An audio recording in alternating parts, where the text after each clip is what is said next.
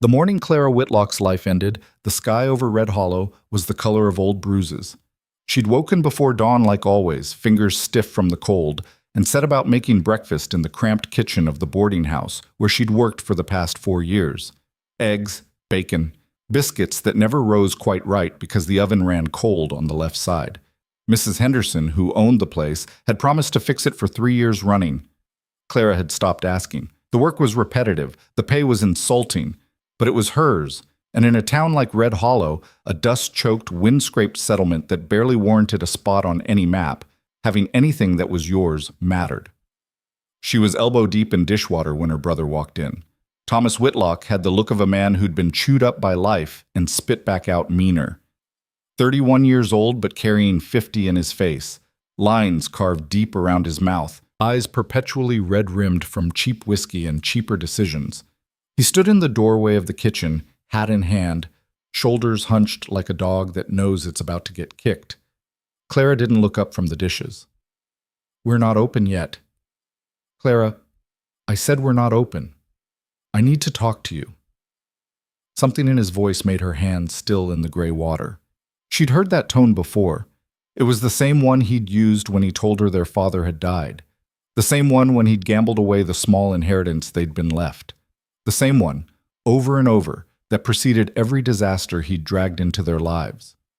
She turned slowly, water dripping from her reddened hands onto the floorboards. Thomas wouldn't meet her eyes. "There's been a situation." "What kind of situation?" He twisted his hat between his fingers. The brim was stained dark with sweat and God knew what else. "I got into some trouble down at Mackey's card game last month." Clara's stomach dropped. Mackey ran every crooked game, every fixed deal, every bit of dirty money that changed hands in Red Hollow. You didn't get into trouble with Mackey unless you were spectacularly stupid or spectacularly desperate. Thomas, she knew, was both. "How much?" Her voice came out flat, dead. 1,500. The number hung in the air between them like smoke. $1,500. It might as well have been 15,000. It might as well have been the moon. "You don't have it," Clara said. It wasn't a question. "No. And Mackey wants his money. By tonight." Clara's laugh was sharp enough to cut. "Tonight. Of course, tonight." She turned back to the dishes, plunging her hands into the water hard enough to splash. "Well, that's your problem, Thomas. I can't help you.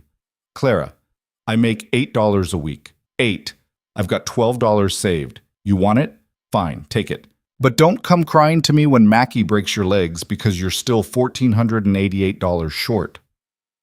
She scrubbed at a plate that was already clean, scrubbed until her knuckles went white, because if she stopped moving, she might do something foolish like cry or scream or hit him. "There's another way," Thomas said quietly. The tone of his voice made ice crawl up her spine. She turned. He still wouldn't look at her.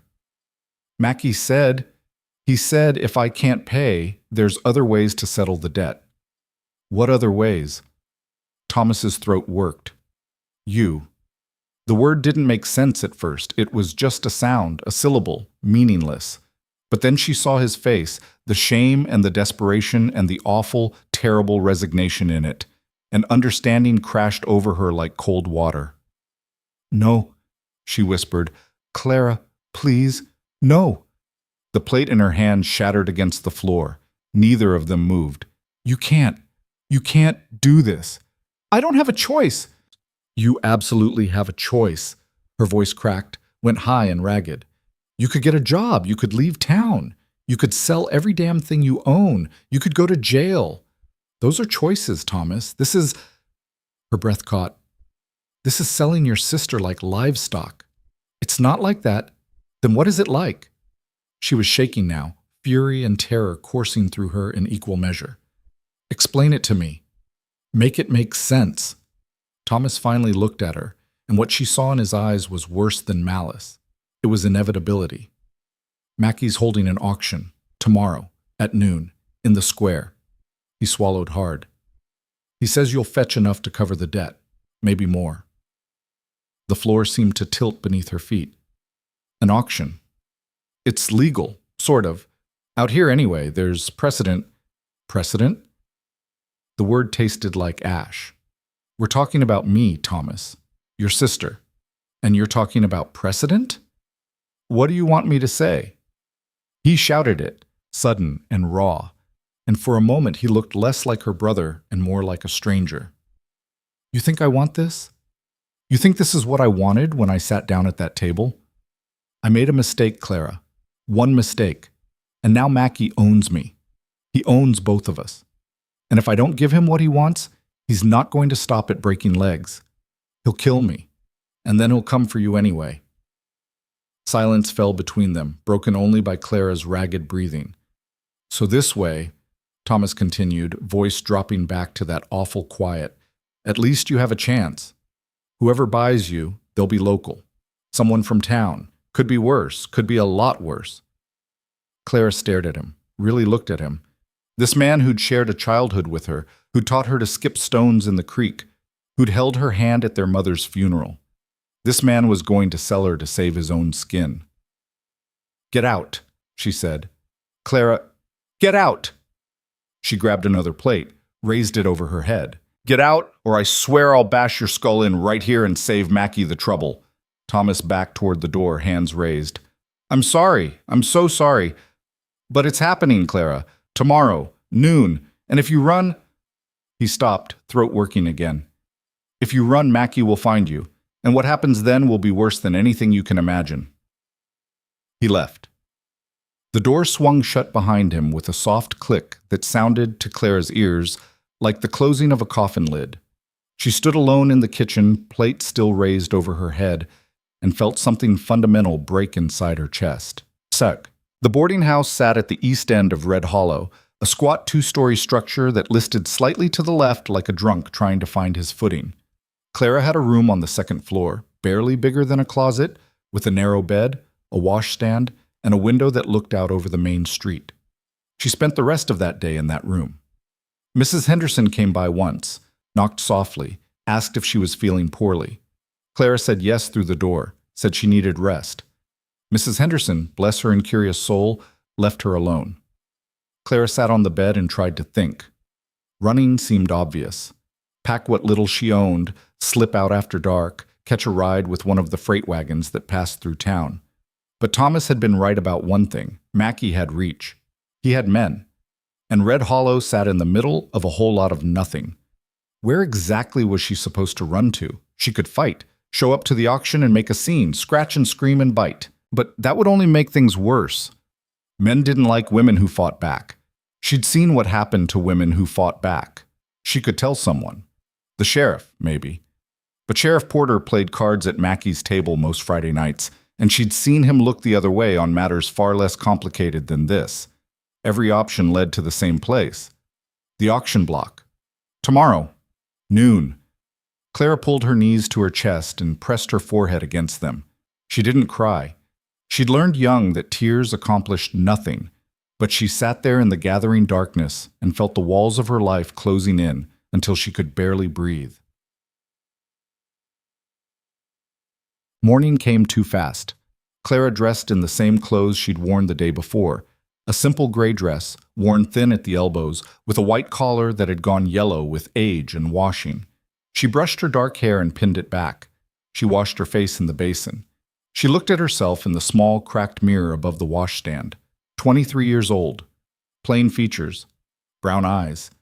A mouth that smiled too rarely and frowned too often. Nothing special. Nothing worth $600. Nothing worth anything, apparently, except what someone might pay to own her. She walked downstairs.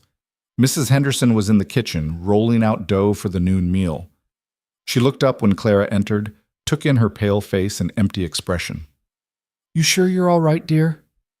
"I'm fine," Clara lied. "I need to step out for a bit." "Will you be back for the lunch service?" "I don't know." Something in her voice must have registered because Mrs. Henderson's hand stilled on the dough. "Clara. Thank you for everything, Mrs. Henderson. You've been kind to me." She walked out before the woman could respond. The auction was being held in the town square, such as it was. A flat patch of packed dirt surrounded by Red Hollow's collection of ramshackle buildings. The general store, the saloon, the assayer's office, a handful of others. Someone had set up a makeshift platform, just a few boards nailed together and raised about 3 feet off the ground. People were already gathering.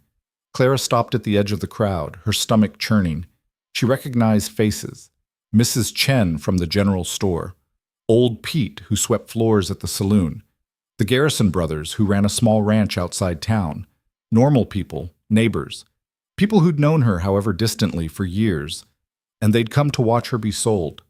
Thomas was there too, standing off to one side with his head down and his hat pulled low. Mackie stood next to him, a barrel-chested man with a gray beard and eyes like chips of flint. He saw Clara and smiled. "There she is," he called out. "Right on time. Come on up here, girl." Clara's feet wouldn't move. Now, Mackie said, voice dripping false kindness. "Don't make this harder than it needs to be." 2 of Mackie's men appeared at her elbows. They didn't touch her, but their presence was clear enough. Clara walked forward on legs that felt like water. The crowd parted for her. She saw their faces as she passed. Some looked curious, some looked uncomfortable. A few looked hungry in a way that made her skin crawl. She climbed onto the platform. The boards creaked under her weight. Mackie stepped up beside her, addressing the crowd. "All right, folks, let's keep this simple. This here is Clara Whitlock, 23 years old, healthy, good worker, no family to speak of except her wastrel brother, and he's signed over all legal claims." Someone in the crowd laughed. Clara's face burned. "We'll start the bidding at $100, Mackie continued. "Who wants to bet?" "200, a voice called out. It was John Garrison, one of the brothers. He had a wife at home and 3 kids. He met Clara's eyes and smiled. Her stomach turned over. "250, someone else said. "300. $350. The numbers climbed. 400, 450, 500. Clara stood on the platform and felt herself disappearing. Each bid stripped away another piece of her humanity until she wasn't Clara anymore, wasn't a person with thoughts and feelings and dreams. She was just a commodity, a thing to be bought and owned and used. 600, a new voice said. The crowd went quiet. Clara looked up. The man who'd spoken stood at the very back of the gathering, partially obscured by shadow. He was tall, easily over 6 feet, with broad shoulders and a presence that seemed to fill more space than his physical body should. Dark hair, hard jaw, eyes that she couldn't quite make out from this distance, but that seemed to pin her in place regardless. She'd never seen him before in her life. Mackie recovered first. 600 from the gentleman in the back. Do I hear 650? Silence. 650? Mackie scanned the crowd. No? All right then, 600 going once. The stranger started walking forward. The crowd parted for him the same way it had parted for Clara, but the quality of the silence was different. There was fear in it, respect. Who the hell was this man? 600 going twice. The stranger reached the platform. He looked up at Clara. His eyes, she saw now, were gray, cold and clear as winter water. Sold. Mackie brought down his gavel with a crack that made Clara flinch. To Mr. Rowan Hale of Ironvale Ranch. The name meant nothing to Clara, but around her she heard whispers, heard the crowd shifting, murmuring, heard something that sounded almost like awe. Rowan Hale climbed onto the platform. Up close, he was even bigger than she'd thought. Not fat, just large. Built like a man who'd spent his life doing hard physical labor. He wore simple clothes, dark and dusty from travel, and there was a gun on his hip that looked well used. He held out his hand to Mackie. I'll pay in cash. Excellent. Mackie's smile was wide and false. Clara here comes with, I don't need the details. Rowan's voice was low, rough-edged. The transaction's complete? Well, there's paperwork. We'll do it at your office. It wasn't a question. Now. Mackie blinked, then nodded. Right, of course. This way. He led Rowan off the platform. Clara stood frozen, watching them go. Thomas caught her eye from the crowd. He mouthed something that might have been sorry or might have been goodbye. Then he turned and walked away. Just like that, it was over.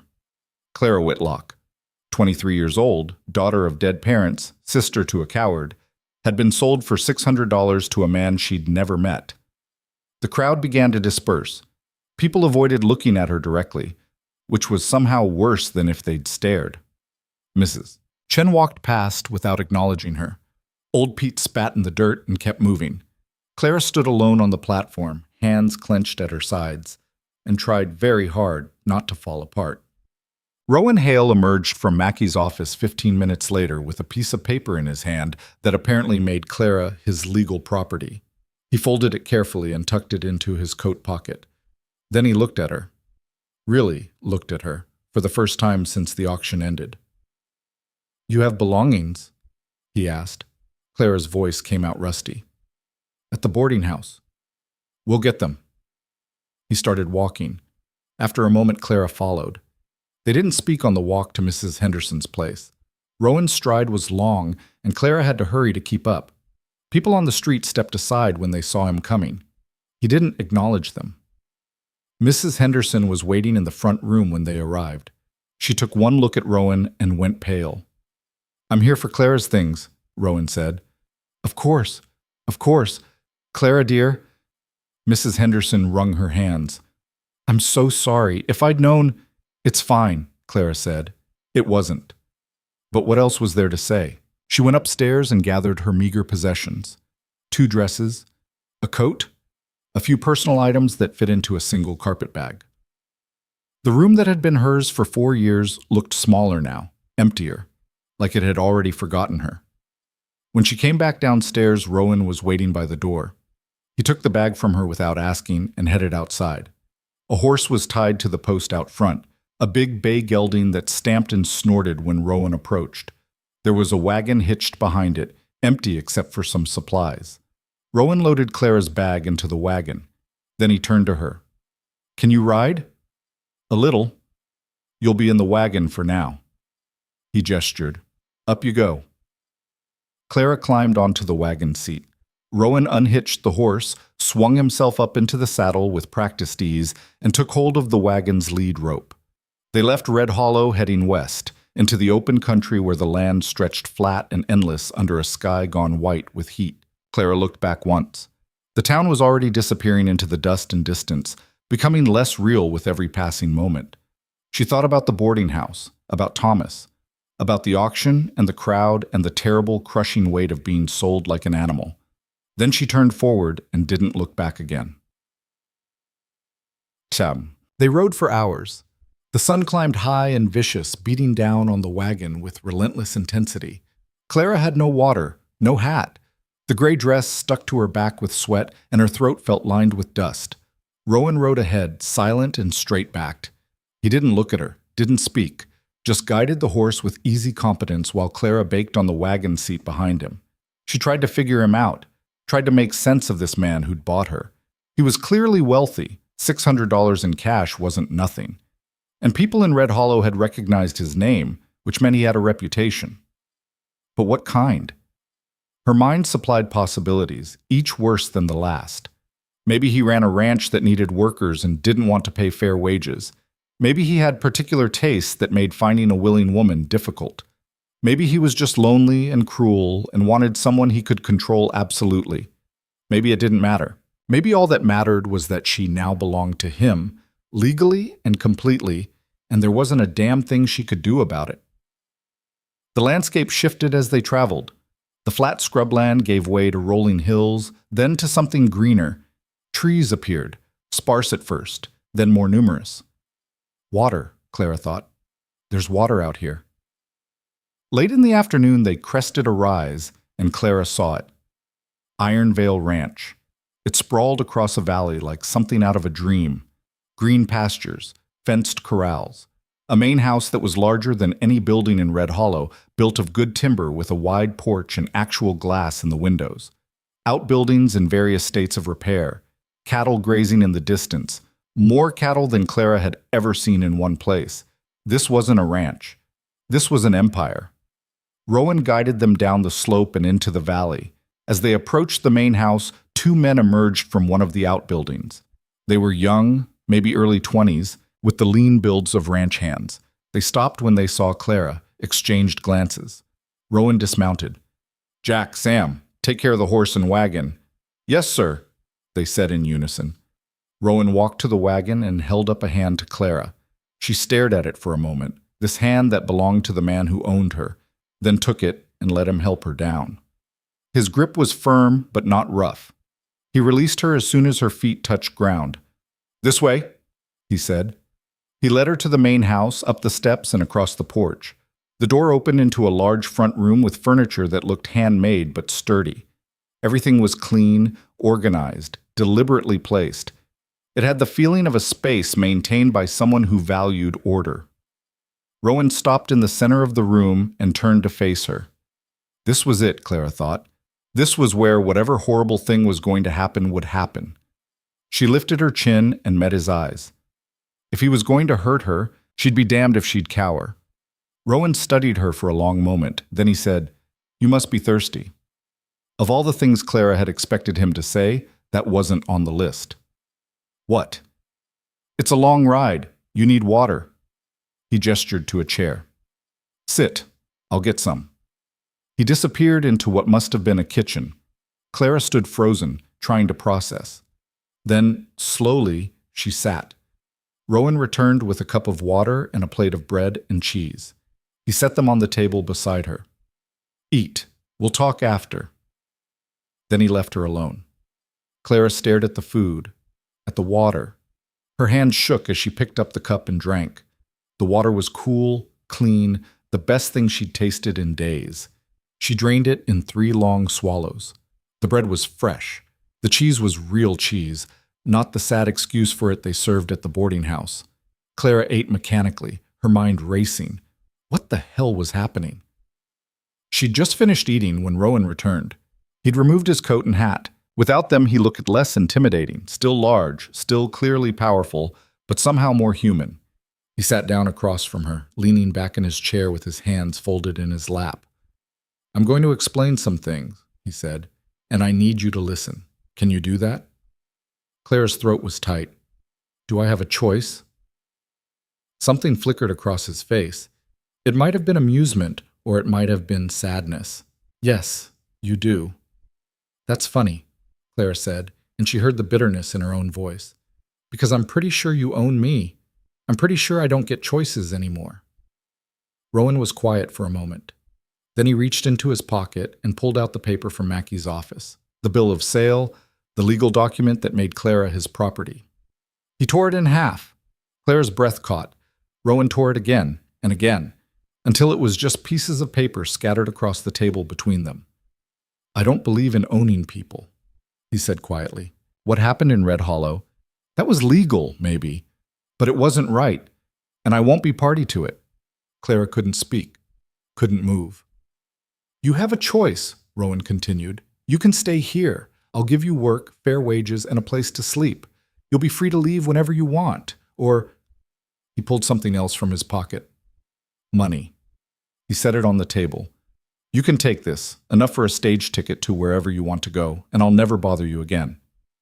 Clara looked at the money, at the torn pieces of paper, at this man who'd just offered her something no one in her entire life had offered her: freedom. Her voice cracked when she finally spoke. "Why? Why what? Why buy me if you were just going to let me go?" Rowan's expression was unreadable.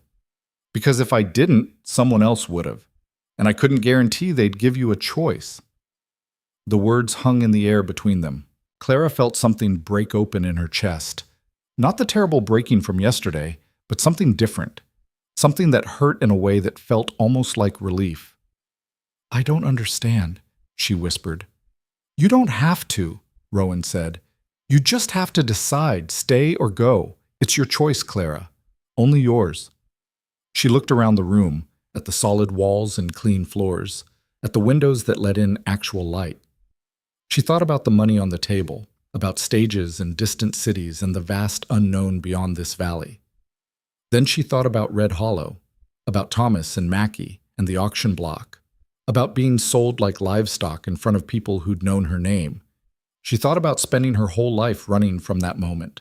Or she thought about staying here, in this place that felt impossible, with this man who'd torn up the papers that made her property. Clara took a shaky breath. "I'd like to stay," she said. "For now, if that's all right." Rowan nodded once. "That's all right." He stood, gathering up the torn pieces of paper. "I'll show you where you'll sleep, and tomorrow we'll figure out what work suits you." He paused at the doorway. "You're not a prisoner here, Clara. You can leave any time. I mean that."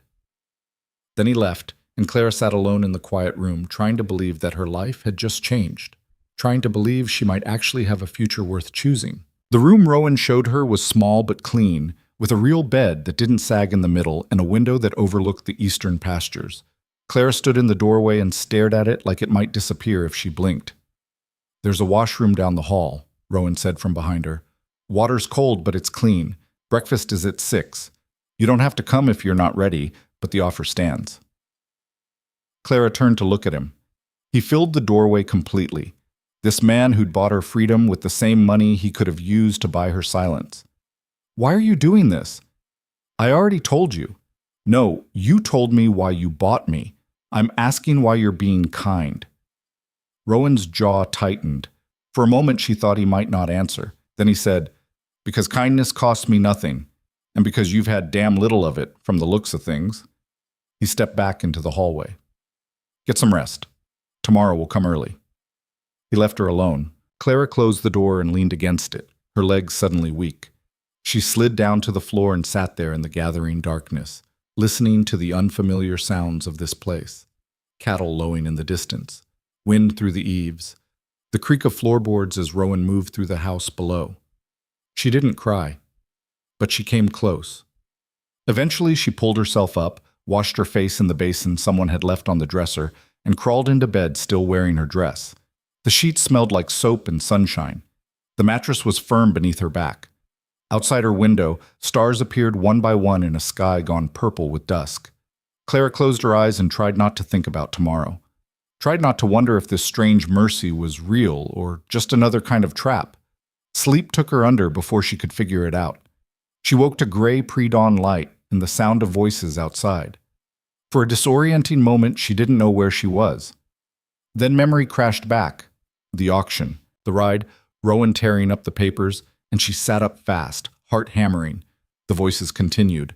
Men talking, the low rumble of morning conversation. Clara went to the window and looked out. The ranch was already awake. She could see figures moving between the outbuildings, leading horses, carrying buckets. The whole place hummed with purpose and motion. It made the boarding house in Red Hollow look like a tomb by comparison. Clara washed quickly in the cold water from the basin, changed into her other dress, just as worn as the first, but at least it didn't smell like fear and sweat from yesterday, and made her way downstairs. The kitchen was larger than she'd realized, with a massive stove and a table that could seat 10. A woman stood at the stove, middle-aged and solid, with gray-streaked hair pulled back in a bun. She looked up when Clara entered, and her face creased into something that might have been a smile.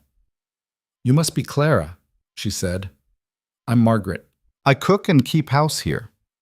Clara nodded, suddenly unsure what to do with her hands. "Good morning."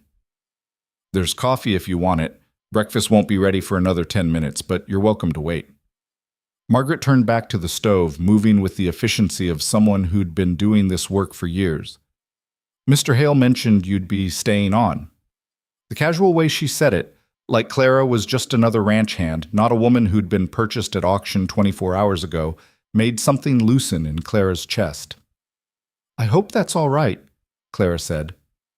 "All right?" Margaret glanced over her shoulder. "Child, we can use all the help we can get. This place runs lean." She paused, studying Clara with sharp eyes. "You know anything about ranch work?" "No, I worked in a boarding house before. Cooking, cleaning, that sort of thing." "Well, that's something. Better than nothing, anyway." Margaret pulled a pan of biscuits from the oven. "You can start by setting the table. Plates are in that cabinet there. We'll be feeding 8 this morning."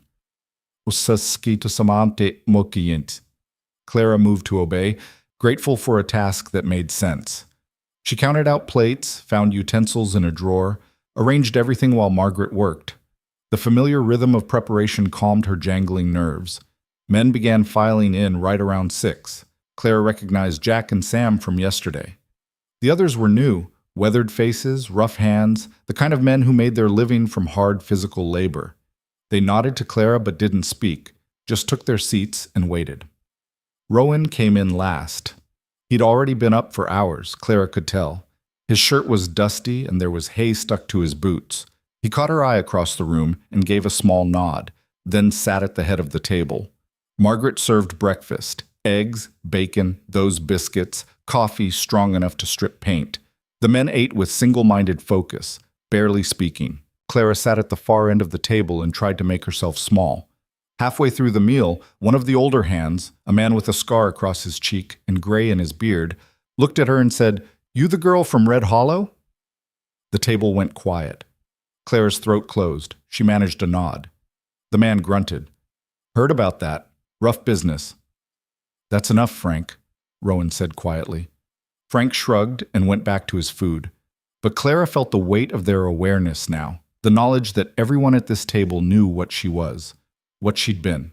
She pushed her eggs around her plate and didn't eat another bite. After breakfast, Rowan found her in the kitchen helping Margaret with the dishes. "Got a minute?" Clara dried her hands and followed him outside. The morning was cool, the sun just starting to burn off the dew. Rowan led her to one of the smaller outbuildings, a chicken coop, she realized, hearing the soft clucking from within. "Margaret could use help with the birds," Rowan said, "collecting eggs, feeding them, keeping the coop clean. It's not glamorous, but it's necessary. You willing to try?" Clara looked at the coop, then back at him. "You're asking me? I told you, you have a choice. And if I say no, then we'll find something else." His expression was unreadable. "But I'd appreciate it if you said yes. The chickens are mean as hell, and Margaret's getting too old to deal with their attitude.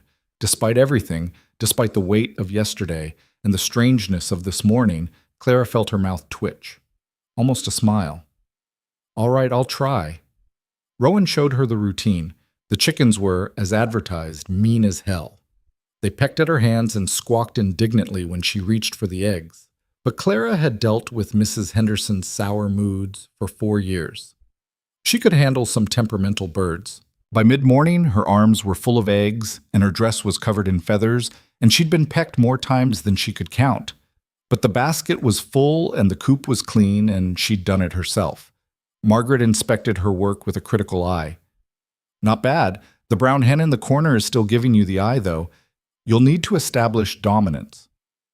"Dominance. With a chicken. Don't underestimate them. They're small, but they're vengeful."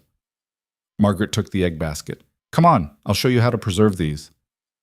The rest of the day passed in a blur of tasks. Clara learned to separate eggs, to store them properly, to identify which hens were laying and which were just making noise.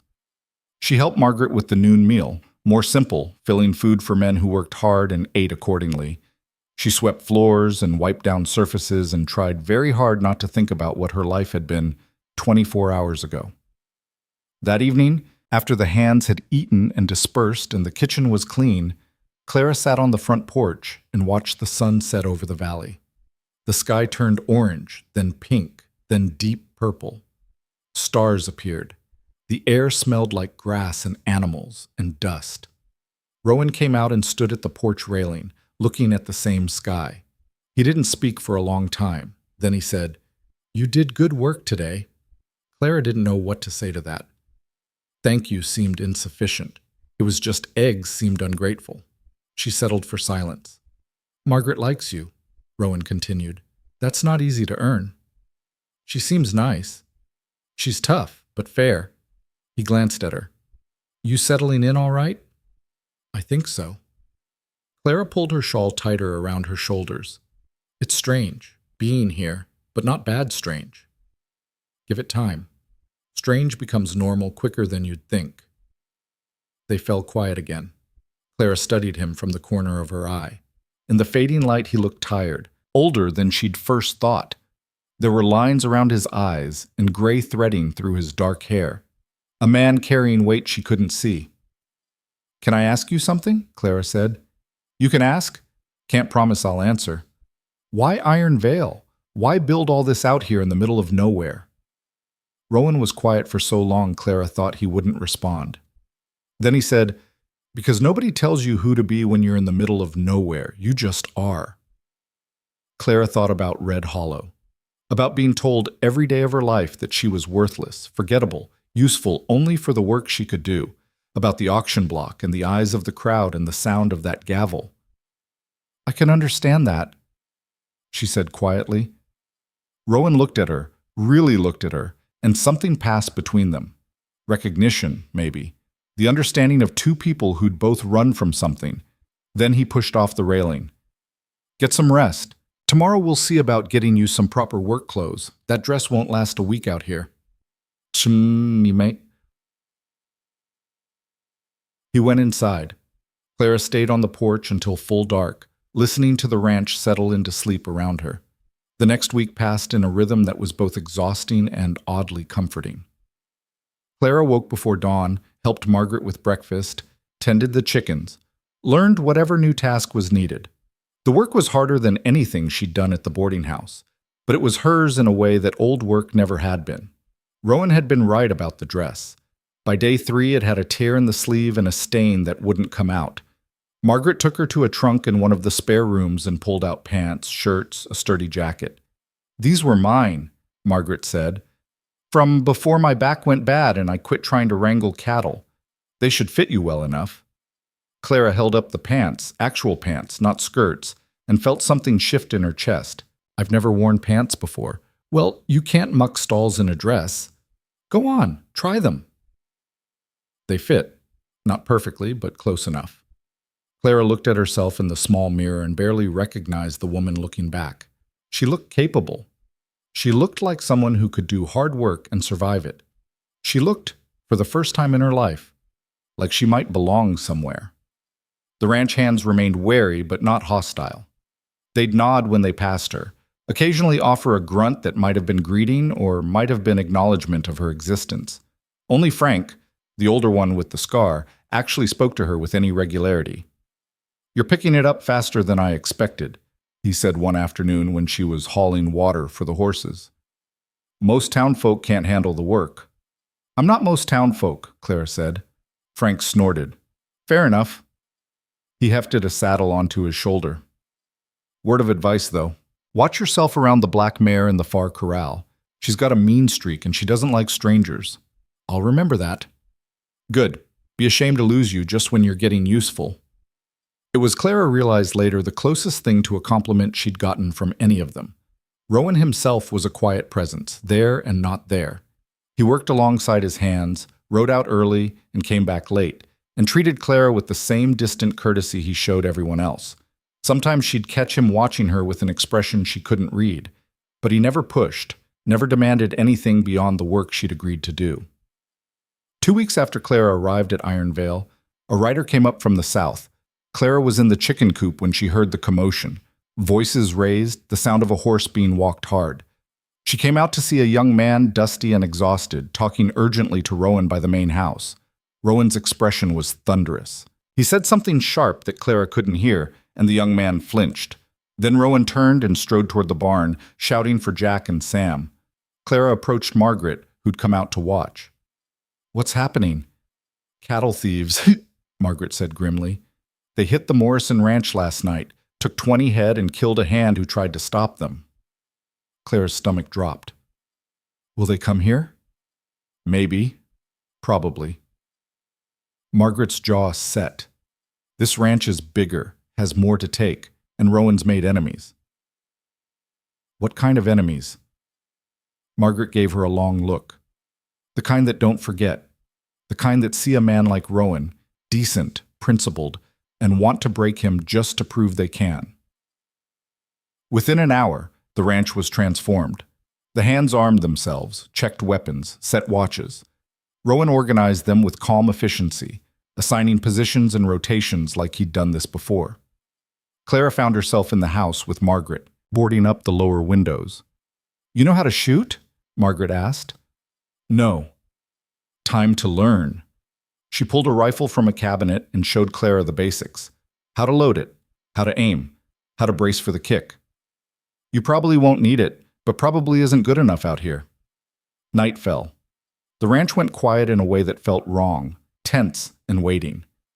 Clara sat in the kitchen with the rifle across her lap and tried not to think about cattle thieves and dead ranch hands and all the ways this fragile safety could shatter. Around midnight, Rowan came in. He looked exhausted, face drawn tight with stress. He saw Clara with the rifle and stopped. "You should be asleep," he said. "So should you." He almost smiled. Almost. "Fair point." He poured himself coffee from the pot on the stove, drank it black. "Margaret give you the shooting lesson?" "Such as it was." "She's a better shot than most of the hands. You're in good hands." He set down the cup. "We'll keep watch through the night. If anything happens, I know, stay inside. Don't do anything stupid." "That wasn't what I was going to say." Rowan met her eyes. "If anything happens, you do whatever you have to do to stay alive. You understand? Whatever it takes." The intensity in his voice made Clara's breath catch. "All right. I mean it, Clara. I didn't bring you here just to lose you to some bastards who think they can take whatever they want." "I understand," Clara said quietly. "I'll be careful." Rowan held her gaze for another moment, then nodded and left. The night passed slowly. Clara dozed in the chair, woke at every sound, dozed again. Dawn came gray and cold, and nothing had happened. The watch continued for 3 more days. The ranch existed in a state of taut readiness, everyone waiting for an attack that never came. Finally, word arrived from the south. The thieves had been caught, killed in a shootout with a posse from the next county over. The tension broke like a fever. The hands went back to normal work, the weapons were put away, and life at Iron Vale resumed its rhythm. But something had changed. Clara felt it in the way the men looked at her now. She'd stayed. She'd helped. She'd been ready to fight if needed. She wasn't just the girl from the auction anymore. She was part of the ranch. One evening, a week after the scare, Rowan found Clara in the barn. She was brushing down one of the horses, a gentle gelding named Red, who tolerated her inexpert handling with patient resignation. "You've gotten good at that," Rowan said. Clara glanced at him. "Margaret says I still hold the brush wrong." "Margaret says everyone holds the brush wrong." He leaned against the stall door, watching her work. "You've been here almost a month now." "I know." "You thinking about leaving?" The question caught her off guard. Clara paused mid-stroke. "Do you want me to leave?" "No, but I told you the choice was yours. I meant it." Clara went back to brushing, considering her words carefully. "I don't have anywhere else to go. Red Hollow is behind me. I don't know anyone in the territories. And here," she stopped, swallowed. "Here I'm useful. I'm learning. Margaret doesn't treat me like I'm broken. The hands are starting to accept me. And you—" She couldn't finish that sentence. Didn't know how. "I what?" Rowan's voice was quiet. Clara turned to face him. "You gave me a choice when no one else ever did. You treated me like a person when the rest of the world treated me like property. I don't know how to repay that, but I'd like to try." Rowan's expression was unreadable in the dim barn light. "You don't owe me anything." "Maybe not, but I want to stay anyway, if you'll have me." "For as long as you want," Rowan said, then almost too quiet to hear. "I'm glad you're here." He left before Clara could respond. She stood alone in the barn with the horse, her heart doing something complicated in her chest that she couldn't name and didn't dare examine too closely. Spring deepened into early summer. The work intensified, cattle to move, fences to mend, 1,000 tasks that kept the ranch running. Clara threw herself into it, building muscle and calluses, and a competence she'd never known she could possess. Margaret taught her to cook for crowds, to manage supplies, to make decisions quickly when situations demanded it. The hands taught her, sometimes intentionally, sometimes just by example, how to read weather, how to handle livestock, how to survive in a place where the land itself could kill you if you weren't careful. And Rowan remained a steady presence at the center of it all. Clara found herself watching him when she thought no one would notice. The way he moved, economical and sure. The way he spoke to his hands, firm but fair. The way he'd stand sometimes at the edge of the property and look out over the valley like he was checking to make sure it was still there.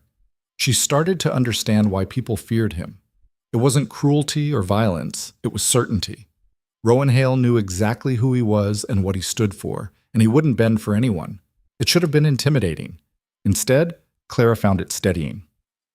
One afternoon in late June, Clara was in the vegetable garden behind the house, another of her new responsibilities, when she heard horses approaching. She straightened, shading her eyes against the sun. 3 riders. Strangers. They pulled up in front of the main house and dismounted, and even from a distance Clara could tell something was wrong. Their posture was aggressive, confrontational. She wiped her hands on her pants and moved closer, staying out of sight. Rowan came out of the barn. He saw the men and went very still. "Hale?" one of them called out. He was older, heavy-set, with a voice like gravel. "We need to talk." "Carlson."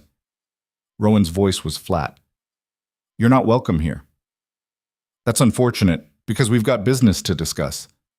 Clara watched from the corner of the house as Rowan walked forward to meet them. His hand rested casually on the gun at his hip. The gesture looked relaxed, but Clara knew better now. She'd seen him move. She knew how fast he could be. "What business?" Rowan asked. Carlson smiled, showing yellow teeth. "Heard you bought yourself something interesting down in Red Hollow last month. A woman, was it?" Clara's blood went cold. "That's none of your concern," Rowan said. "See, that's where you're wrong." Carlson jerked his head toward one of his companions, a thin man with a nervous tick in his jaw. "My associate here was at that auction. He had his eye on the merchandise, planned to bid, but you came in at the last minute and took her right out from under him. The auction was open. I paid the price. Transaction's done. About that." Carlson's smile widened. "My friend here thinks maybe the auction wasn't quite legal. Thinks maybe there's a case to be made that the woman was sold under false pretenses. And if that's true, well," he shrugged, "might be she should be returned. Put back up for sale. Fair and square this time." Clara felt the garden tilt beneath her feet. She gripped the side of the house to stay upright. Rowan's expression didn't change, but Clara saw his shoulders tighten. "You want to challenge the sale? Take it up with Mackie. He ran the auction." "Oh, we will. We definitely will." Carlson took a step forward. "But we wanted to come here first, as a courtesy. Give you a chance to do the right thing and turn her over voluntarily. Save everyone a lot of trouble." "Get off my land," Rowan said quietly. "Now, Hale, I said get off my land." Rowan's hand moved to his gun, not drawing it, but making the threat clear. "You've got 10 seconds before I stop being polite." The 3 men exchanged glances. Carlson's smile turned ugly. "You're making a mistake. This isn't over. It is for today. 9 seconds." They mounted up slowly, making a show of their reluctance, but they mounted. Carlson leaned down from his saddle. "We'll be back, Hale, with the law if we have to, and when we come, you're going to wish you'd been reasonable." They rode off. Rowan stood watching until they disappeared over the rise. Then his shoulders sagged slightly, and he scrubbed a hand over his face. Clara stepped out from behind the house. "Rowan." He spun, hand going to his gun before he recognized her. "How much did you hear?" "All of it." Clara's voice was steadier than she felt. "They want me. They're going to try to take me." "They can try." Rowan's jaw was set. "Won't do them any good." "You tore up the papers. You don't have proof you bought me legally." "I've got witnesses. I've got Mackie's record. You've got nothing," Clara said. The truth of it was crushing. If they bring the law, if they make enough noise, someone will believe them. Someone will decide that maybe the auction wasn't legal. Maybe I should be sold again.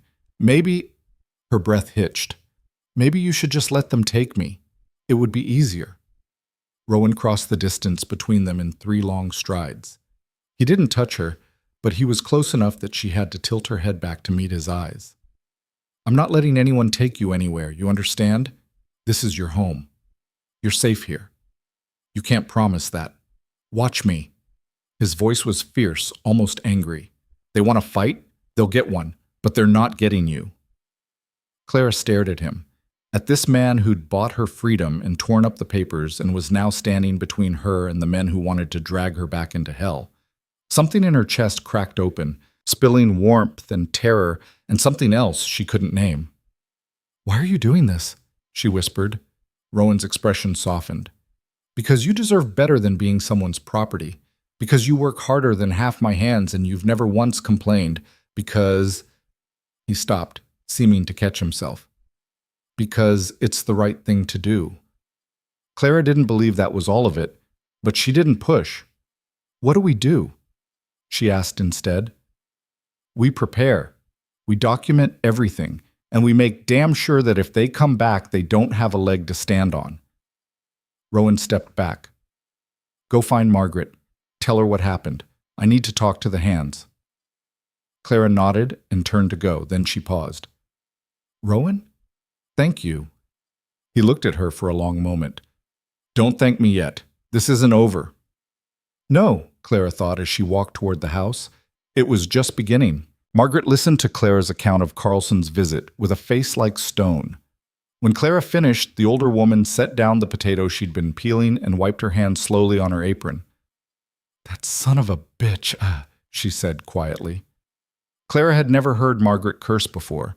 The shock of it almost made her laugh, except nothing about this situation was funny. Rowan thinks he can fight it, Clara said. But I don't see how. If they claim the auction wasn't legal, the auction was legal enough. Mackey's crooked as a dog's hind leg, but he keeps records. Has to, or the territorial judge would shut him down. Margaret picked up her knife again, went back to peeling with sharp, angry strokes. Problem isn't the legality. Problem is Carlson doesn't care about legal. He cares about getting what he wants, and he's decided he wants you. Why? He doesn't even know me. Doesn't matter. You're something Rowan has that Carlson doesn't. That's enough. Margaret's mouth pressed into a thin line. Those two have history. Bad history. Carlson's been looking for a way to hurt this ranch for years. Guess he finally found one. Clara felt sick. So this is about Rowan, not about me at all. Everything's about something else out here, child. You're just the latest excuse. Margaret set down the knife and looked at Clara directly. Question is, what are you going to do about it? What can I do? I'm just... Clara stopped, the old words dying on her tongue. Just a woman. Just property. Just worthless. Except she wasn't anymore, was she? She'd spent 2 months at Iron Vale learning that she could be more than what Red Hollow had told her she was. I don't know, Clara said finally. But I'm not running, not this time. Margaret's expression softened. Good, because running just means they win. Over the next week, the ranch prepared for war in the quiet, methodical way of people who'd done this before. Rowan sent riders to town, came back with copies of Mackey's records. He had Frank draft a letter to the territorial judge laying out the facts of the sale. He documented everything, Clara's work at the ranch, her wages, the fact that she was free to leave whenever she chose. Paper trail, he explained to Clara one evening in his office. If Carlson tries to claim you're being held against your will, we need proof otherwise. Clara looked at the stack of documents on his desk. Will it be enough? It should be. But should and will are different things. Rowan leaned back in his chair, rubbing his eyes. He looked exhausted. I'm not going to lie to you, Clara.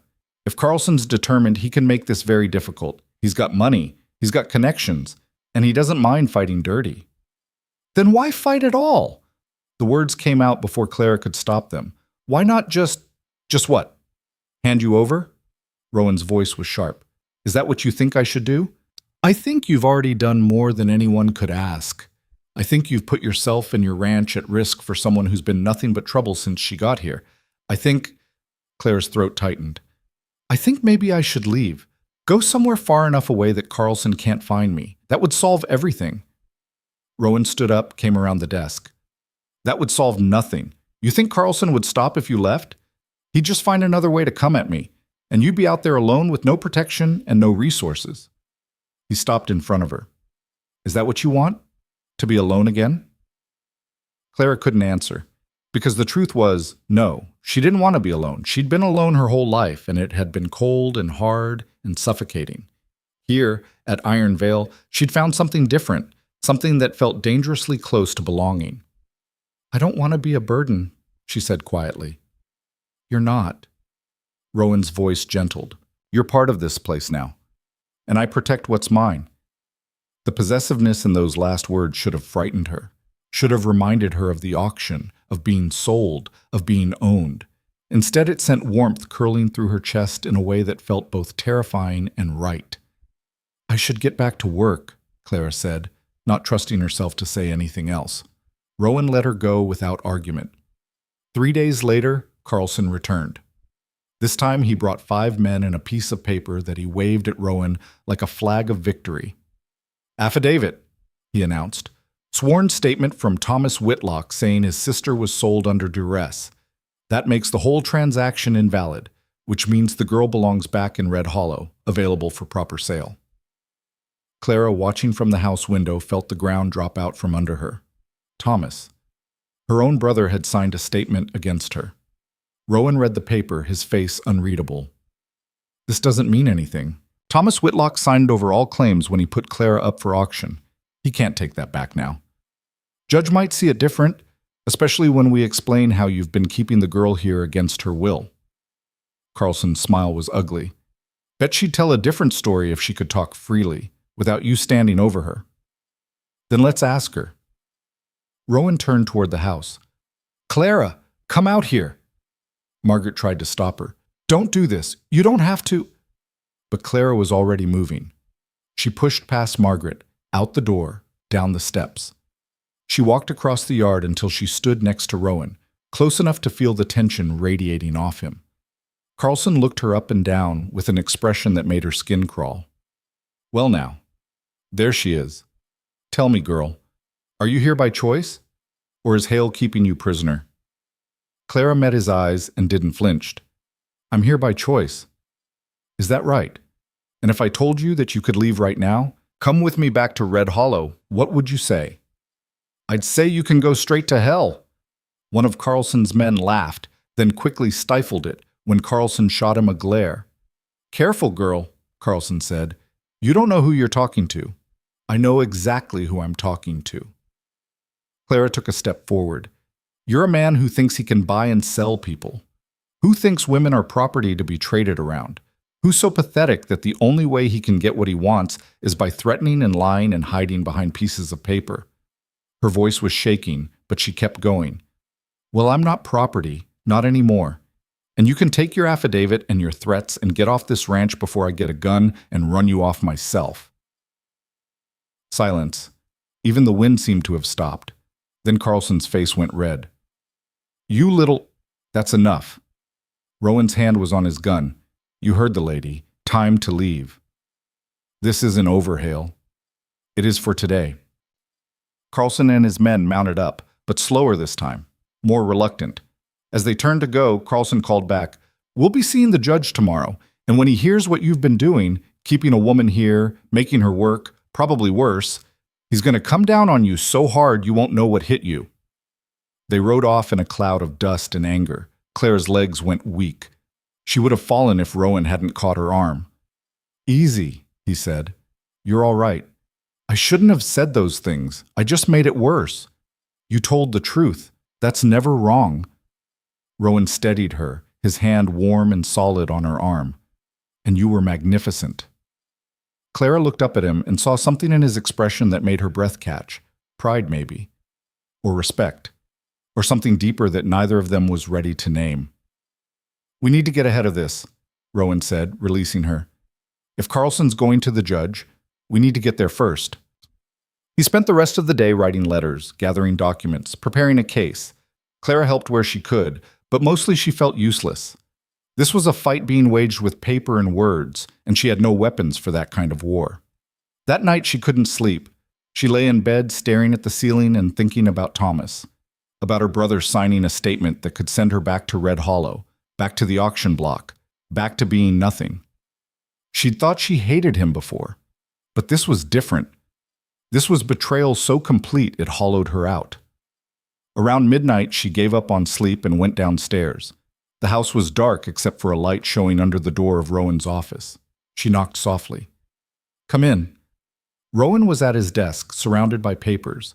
He looked up when she entered, and she saw the exhaustion in his face. "Can't sleep?" he asked. "No." Clara closed the door behind her. "I keep thinking about Thomas, about what he did. He's scared, desperate, People do terrible things when they're desperate. That's not an excuse. No, but it's an explanation. Rowan set down his pen. You want to hate him. I understand that. But hate takes energy, Clara. Energy you're going to need for what's coming. Clara sat down in the chair across from him. What is coming? I don't know, but whatever it is, we'll face it. He hesitated, then added, together. The word hung in the air between them, carrying more weight than it should. Why? Clara asked. Why are you doing this? And don't say it's because it's the right thing. There's more to it than that. Rowan was quiet for a long time. Then he said, because when I look at you, I see someone who refuses to be broken. Someone who's had every reason to give up but keeps fighting anyway. And He stopped, jaw working. I admire that. More than I can say. Claire's chest tightened. Rowan, you should get some sleep. Tomorrow's going to be hard. It was a dismissal, gentle but firm. Clara stood, moved toward the door. Then she turned back. For what it's worth, she said quietly, when I look at you, I see the first person who ever made me believe I could be more than what the world told me I was. So thank you for that, if nothing else. She left before he could respond. The next morning, Rowan rode out early for the judge's office 2 towns over. He took Frank with him and told the rest of the hands to stay alert. Clara spent the day in a state of anxious waiting, unable to focus on any task for more than a few minutes. Margaret finally sat her down in the kitchen. You're going to wear a hole in the floor with all that pacing. I can't just sit here and do nothing. Then do something useful. Bake bread, mend clothes, anything that keeps your hands busy and your mind from eating itself. Margaret pushed a ball of dough toward her. Knead that, hard as you can. Pretend it's Carlson's face if it helps. It did help a little. Clara worked the dough until her arms ached and her mind quieted to a dull roar. By the time the bread was rising, the sun was setting, and still no word from Rowan. He'll be back when he's back, Margaret said. No use worrying. But Clara did worry. She worried that Carlson had gotten to the judge first, that the judge had sided with him.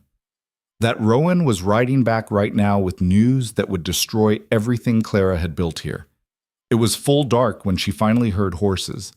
Clara ran to the window, saw 2 riders approaching, Rowan and Frank, both still upright, both moving normally.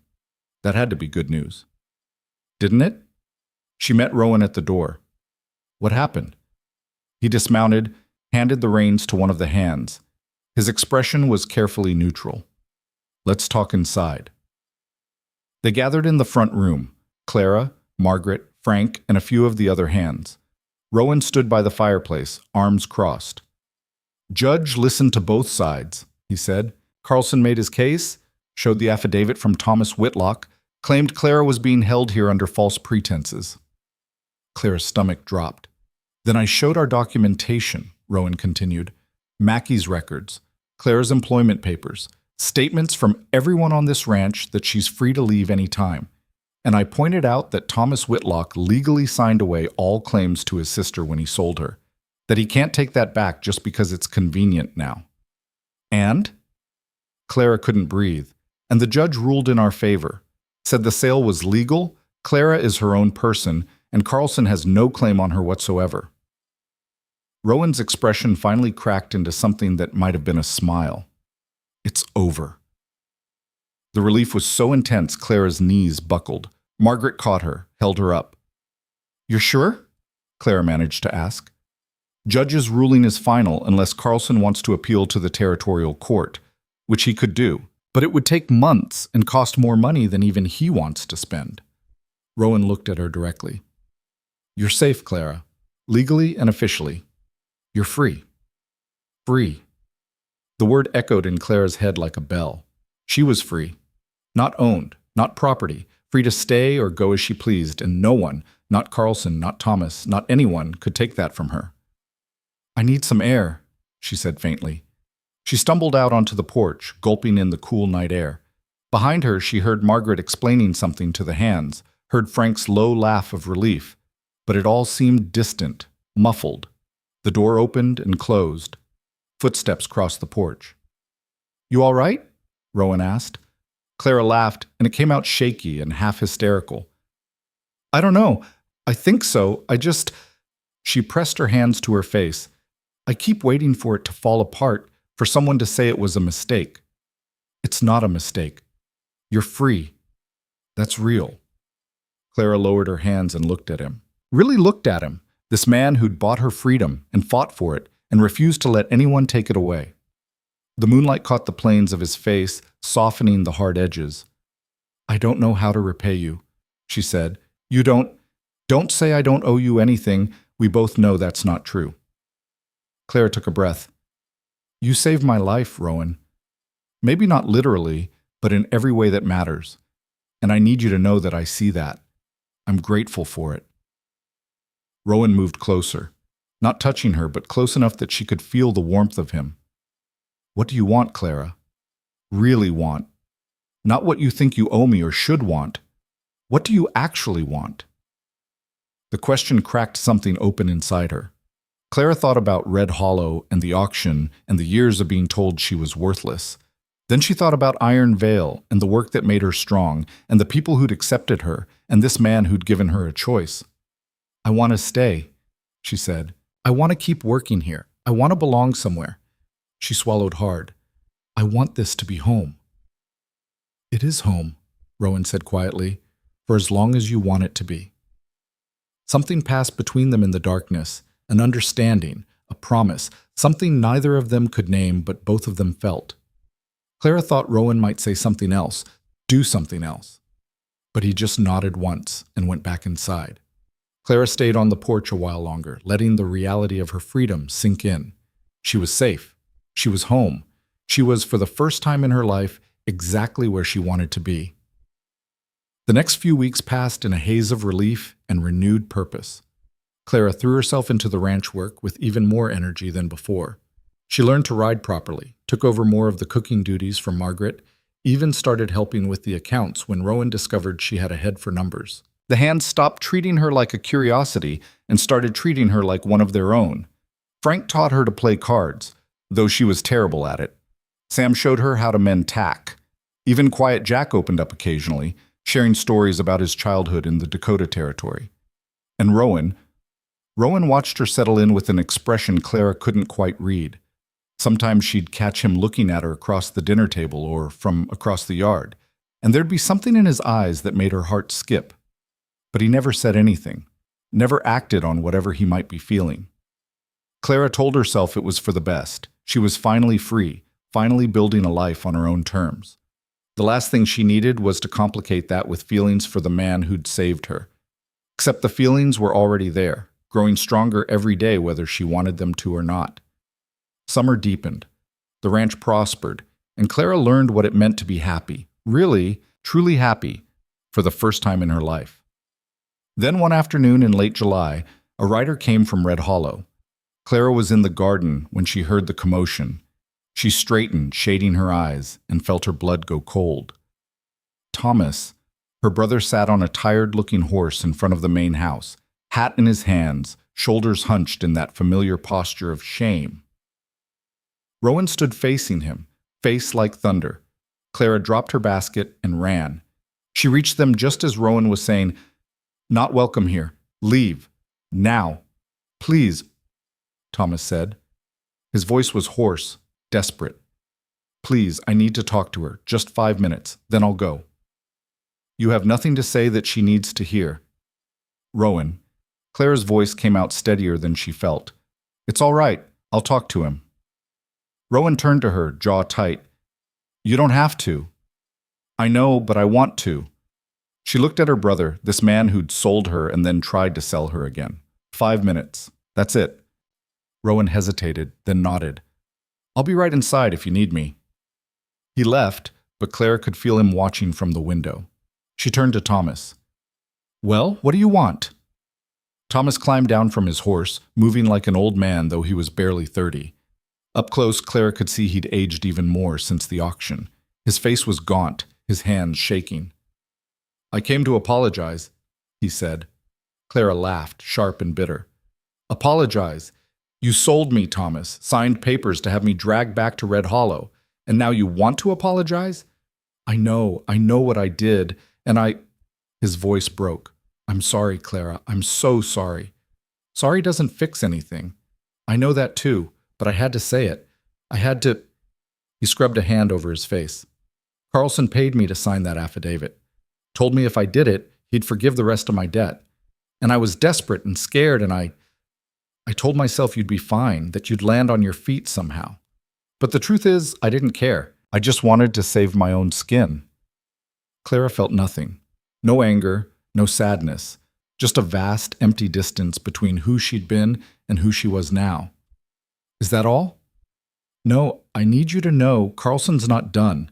The judge's ruling hurt him, made him look weak. And he's not the kind of man who forgives that. Thomas took a step closer. He's planning something. I don't know what. But I heard him talking to his men last week, and your name came up. And Hale's. And it didn't sound good. A chill ran down Clara's spine. What exactly did you hear? Something about making an example. About showing this whole territory what happens to people who cross him. Thomas's hands twisted his hat brim. I don't know details, but I know it's bad, and I know it's coming soon. Clara studied her brother's face, looking for lies, but all she saw was fear and guilt and something that might have been genuine concern. Why tell me this? She asked. Why warn us? Because you're my sister. Because I've already destroyed your life once, and I don't... His voice cracked again. I don't want to live with your death on my conscience, too. Clara absorbed this. Then you need to leave town. Get away from Carlson before whatever's coming happens. I will. I'm leaving today, going east, far as I can get. Thomas reached out like he might touch her arm, then thought better of it. I know you hate me. You have every right. But please, Clara, be careful. Watch your back. Don't trust anyone from Red Hollow. I don't trust anyone from Red Hollow, Clara said flatly, including you. Thomas flinched but nodded. Fair enough. He climbed back onto his horse, settled himself in the saddle. For what it's worth, seeing you here, seeing you strong and safe, it's the only good thing to come out of any of this. I'm glad Hale bought you. I'm glad you're free. Clara said nothing. Thomas tipped his hat, a gesture that felt absurd given the circumstances, and rode away.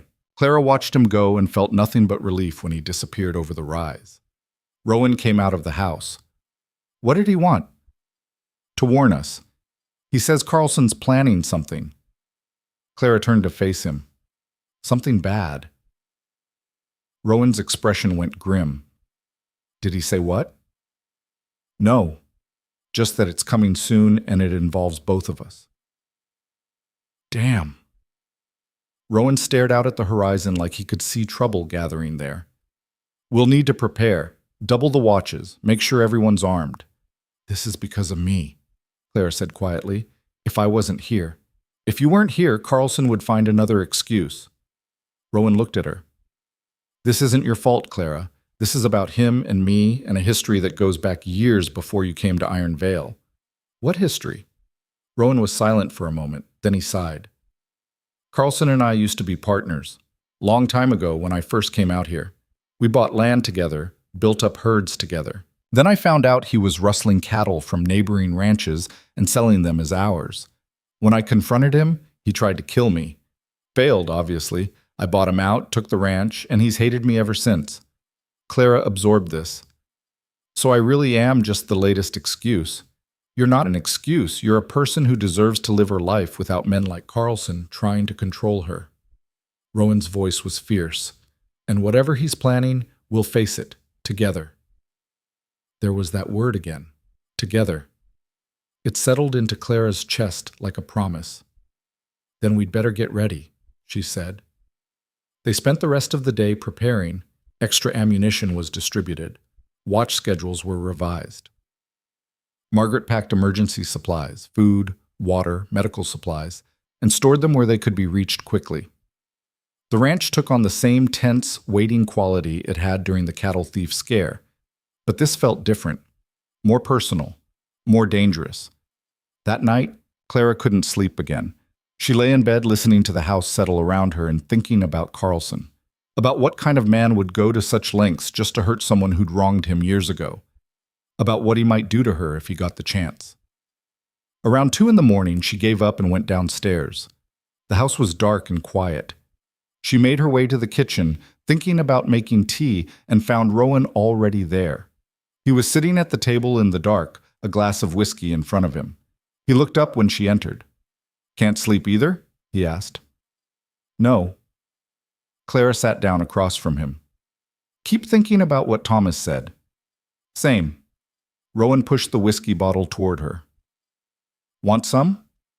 Clara took a small sip. It burned going down, but not unpleasantly. "Do you think he was telling the truth?" "Probably.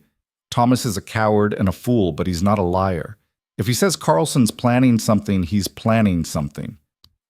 They sat in silence for a while, passing the bottle back and forth. Finally, Clara said, "I'm scared. I know. But I'm not running. I know that too." Rowan looked at her, his eyes dark in the dim light. "You're braver than you think, Clara Whitlock." "I'm not brave, I'm just—" She stopped, tried to find the right words. "I'm just tired of letting other people decide my fate. Whatever happens, I want to face it standing up, not hiding. Then that's what we'll do." Clara met his eyes and saw something in them that made her breath catch. Respect, yes. Admiration, certainly, but also something deeper, something that matched the complicated tangle of feelings in her own chest. "Rowan," she started. "Don't," he said quietly.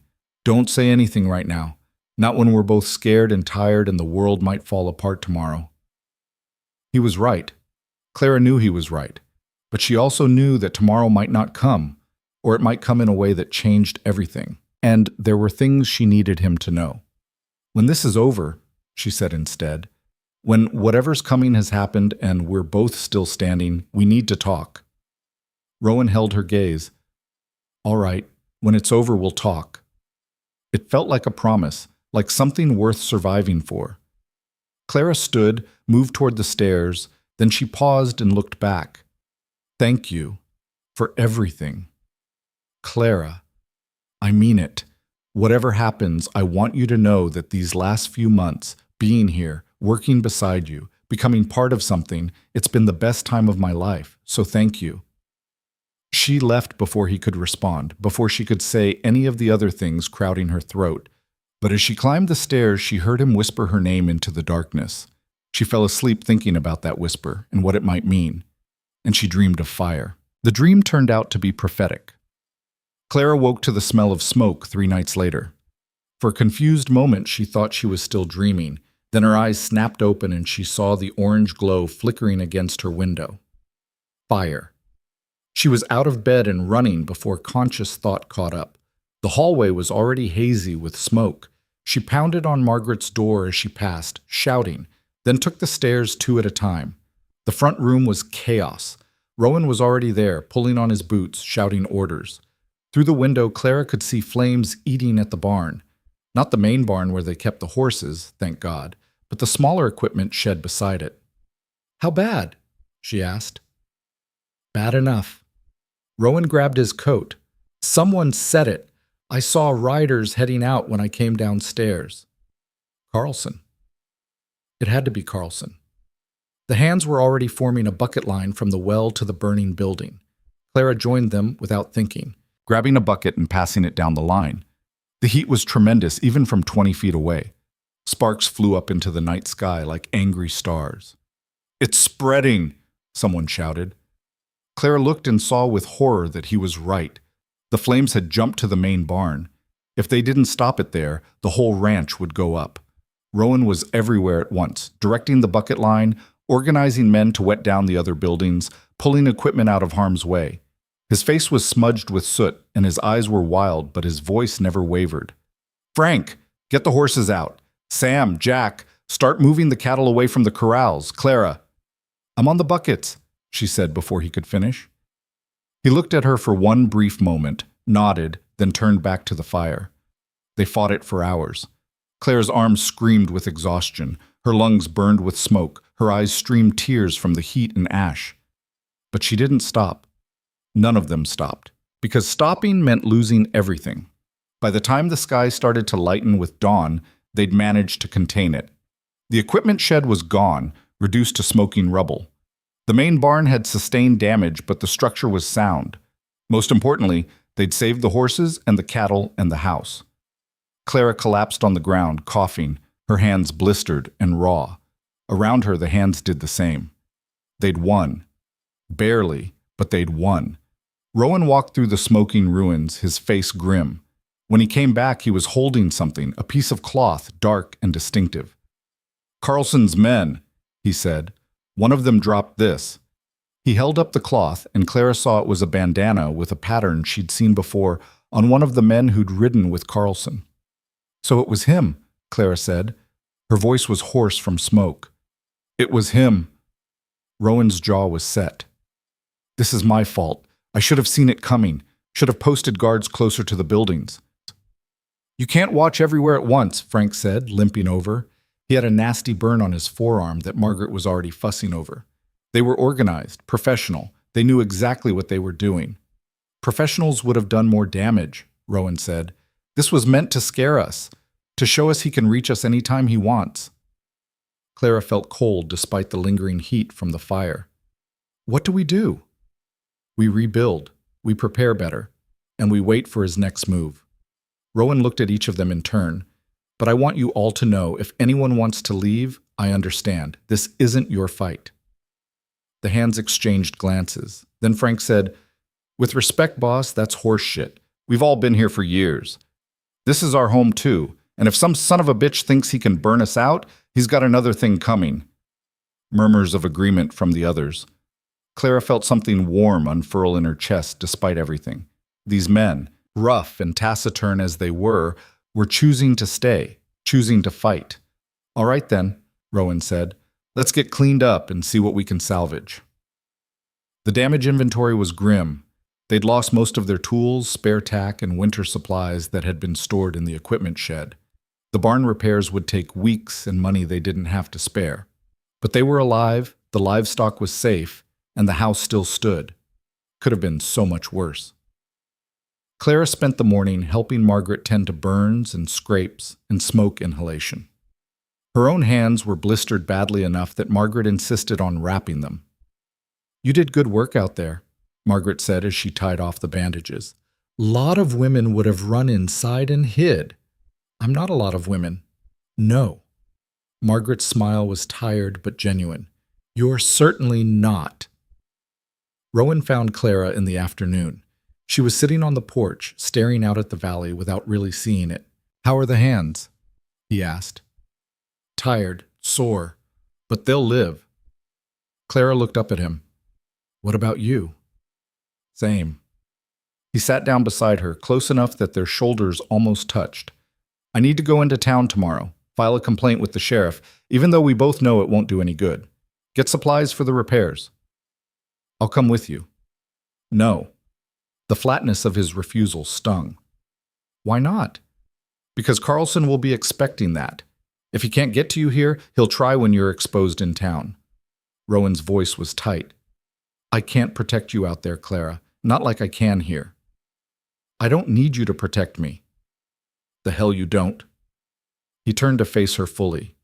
"He burned down my barn to send a message. What do you think he'll do if he gets his hands on you?" Clara had been trying not to think about that. "So what? I just hide here forever? Let him control where I can and can't go?" "Just until we figure out our next move." "And what is our next move? Because from where I'm sitting, it looks like we're just waiting for him to attack again." "Bossen." Rowan scrubbed a hand over his face. He looked exhausted, worn down in a way Clara had never seen before. "I don't know. I'm working on it." Clara softened. She reached out, careful of her bandaged hands, and touched his arm. "I'm sorry. I know you're doing everything you can. It's not enough. It's never enough." His voice was raw. "I brought you here to give you freedom, and all I've done is put you in danger." "You gave me more than freedom. You gave me a place to belong, people who see me as more than just—" She stopped, throat tight. "You can't take that back now, Rowan, even if you wanted to." He looked at her with those gray eyes that saw too much. "I don't want to take it back. I just want to keep you safe." "Then let me help. Let me be part of the solution instead of just the problem everyone's protecting. Rowan was quiet for a long moment. Then he said, "All right, but we do this smart. No unnecessary risks." Agreed. They sat together in silence, watching the sun move across the sky. Clara thought about fire and smoke and Carlson's ugly smile. She thought about Thomas's warning and the bandana Rowan had found and the very real possibility that next time Carlson wouldn't stop at burning a barn. "Can I ask you something?" she said quietly. "Always." "If it came down to it, if Carlson gave you an ultimatum, me or the ranch, what would you choose?" Rowan didn't hesitate. "You." The certainty in his voice made Clara's breath catch. "The ranch is your whole life." "No," Rowan said. "It's not." He stood and walked away before Clara could ask what he meant, but she thought she knew anyway. And the knowledge of it, what it meant, what it could mean, terrified and thrilled her in equal measure. That night, Rowan doubled the watches and had the men sleep in shifts. Clara lay in bed listening to the creak of floorboards as guards paced the house, and she didn't sleep at all. Dawn came gray and cold. Rowan left for town with Frank, both men armed and watchful. Clara spent the day helping with the barn repairs, wielding a hammer despite her bandaged hands because sitting idle made her crazy. Margaret found her around noon, sweating and swearing at a stubborn board that wouldn't sit flush. "You're going to hurt yourself," Margaret said. "I'm fine." "You're not fine. None of us are fine, but pretending otherwise won't help." Margaret handed her a canteen of water. "Drink, rest. The barn will still be here in 10 minutes. Clara drank, suddenly aware of how parched she was. "Do you think he'll come back?" "Carlson? Probably. Men like him don't stop until they've destroyed everything they touch." Margaret's voice was matter-of-fact. "Question is whether we'll be ready for him when he does." "How do you get ready for someone like that?" "You don't. You just survive the best you can and hope it's enough." Margaret looked at her with sharp eyes. "But you already know that, don't you? You've been surviving men like him your whole life." Clara thought about Red Hollow and the boarding house and her brother, about being sold and spoken over and dismissed. Margaret was right. She had been surviving men like Carlson for years. The only difference now was that she had something worth fighting for. "I'm not going to let him win," Clara said. "Good. Neither am I." Rowan returned that evening with supplies and bad news. The sheriff had listened to his complaint with barely concealed boredom and said there was nothing he could do without proof. The fact that they had Carlson's bandana meant nothing. Anyone could have planted it there. "He's in Carlson's pocket," Frank said with disgust. "Probably has been for years." "Probably," Rowan agreed, "which means we're on our own." They ate dinner in tense silence. Clara pushed food around her plate and tried not to think about what "on our own" meant in practical terms. Without the law on their side, Carlson could do whatever he wanted. Burn buildings, steal cattle, hurt people, and no one would stop him. After dinner, Rowan called a meeting in the barn. All the hands gathered, their faces serious in the lamplight. "I won't lie to you," Rowan said. "Things are going to get worse before they get better. Carlson's made his move and we've shown him we can fight back. That's going to make him angry. Angry men do stupid, dangerous things." "So what's the plan?" Sam asked. "The plan is we fortify. We make this ranch into something he can't just walk into and destroy. We set traps, post guards, arm ourselves properly, and we wait." "Wait for what?" Jack said. "For him to make a mistake. He's angry and that makes him sloppy. Eventually he'll overreach, and when he does, we'll be ready." It was a thin plan.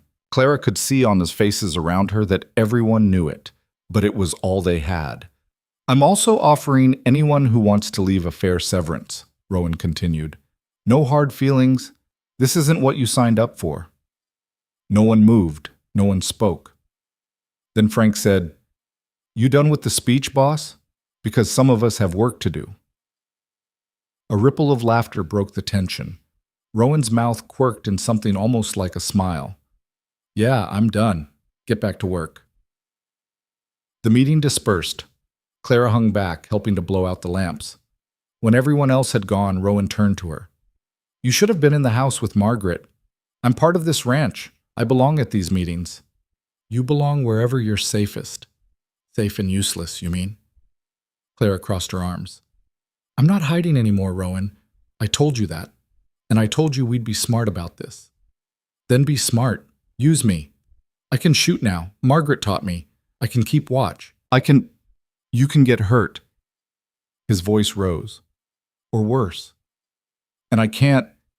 He stopped, jaw working. I can't watch that happen. Why? Clara stepped closer. Why does it matter so much? You know why. Do I? Because you've never actually said it. They stood facing each other in the dim barn, the air between them crackling with everything unsaid. Clara's heart hammered against her ribs. This isn't the time, Rowan said finally. When is the time? After Carlson burns down the house? After someone gets killed? When? When we're both sure we'll survive to see tomorrow. The words hung in the air. Rowan looked like he wanted to take them back, but couldn't. Clara felt something settle in her chest, a certainty, sharp and clear. I need you to know something. Whatever happens, whether it's tomorrow or next week or next year, I'm glad I stayed. I'm glad I met you. I'm glad for every single day I've had at Iron Vale, even the hard ones, especially the hard ones. Clara, I'm not finished. She took a breath. You asked me once what I wanted, really wanted, and I said I wanted this to be home. But that's not the whole truth. Rowan went very still. I want you, Clara said quietly. However that looks, whatever that means. I want to wake up in this place and see you at the breakfast table and work beside you and know that at the end of the day, we're facing whatever comes together, not as employer and employee, not as protector and protected, as equals, as partners. She stopped, face burning, unable to believe she'd actually said it. Rowan stared at her. Then, moving slowly like he was afraid she might bolt, he reached out and cupped her face in his hands. His palms were rough and warm against her skin. You're sure? He asked, voice rough. I've never been more sure of anything. He kissed her. Soft at first, tentative, like he was giving her a chance to change her mind. Then deeper when she kissed him back, her bandaged hands fisting in his shirt, pulling him closer. It wasn't smooth or perfect. Their noses bumped. Clara's hands hurt. Rowan had to bend down awkwardly because of the height difference, but it was real and right and everything Clara hadn't known she'd been missing. When they finally broke apart, both breathing hard, Rowan pressed his forehead to hers. I love you, he said. I've loved you since the day you told Carlson to go to hell, maybe even before that. And if anything happens to you, Seth, it won't. You can't promise that. Neither can you, but we can promise to fight like hell to make sure we both come through this.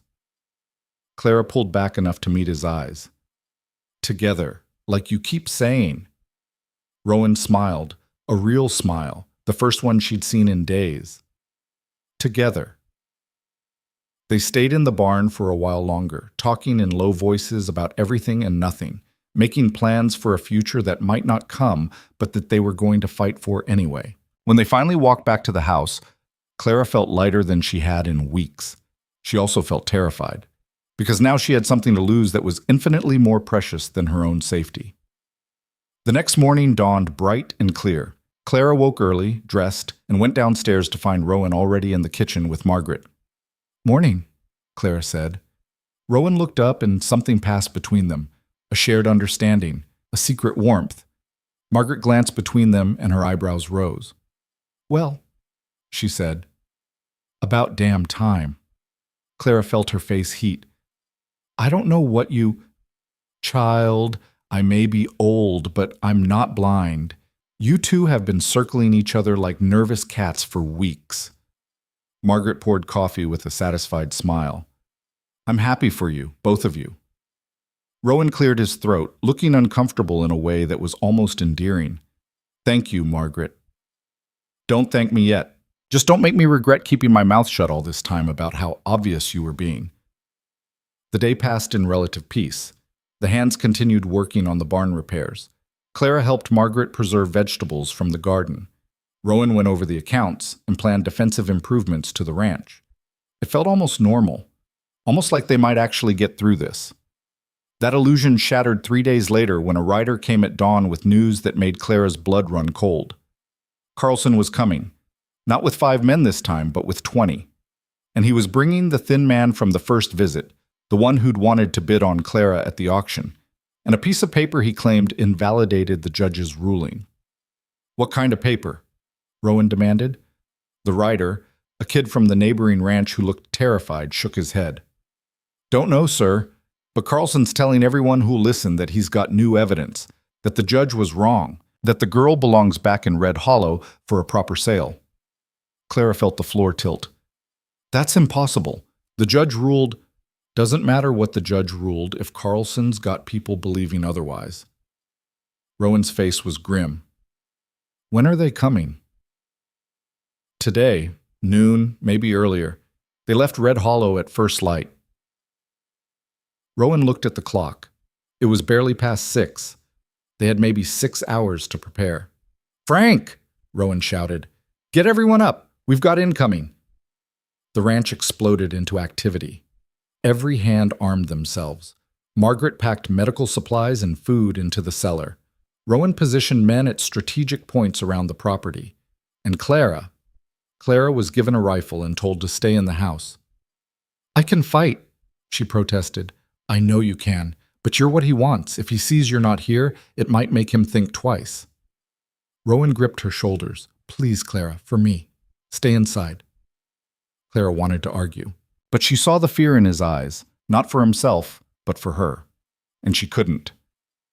All right, but if things go bad, you run, out the back, take the fastest horse, and ride for the territorial marshal's office.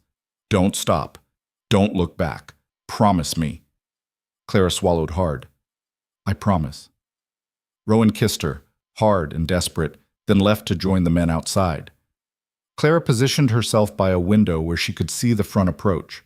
Margaret sat nearby with her own rifle, face set. They waited. The sun climbed higher.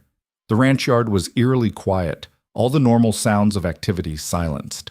Clara could see the hands positioned around the property, rifles ready, faces grim. Just past 11, dust appeared on the horizon. Clara's heart began to hammer. She checked her rifle for the 10th time, made sure she knew where the back exit was, tried to calm her breathing. The dust cloud grew larger, resolved into horses and men. 20, just like the rider had said. Carlson at the front, the thin man beside him, and a collection of hard-faced men who looked like they'd be comfortable with violence. They stopped 50 yards from the house.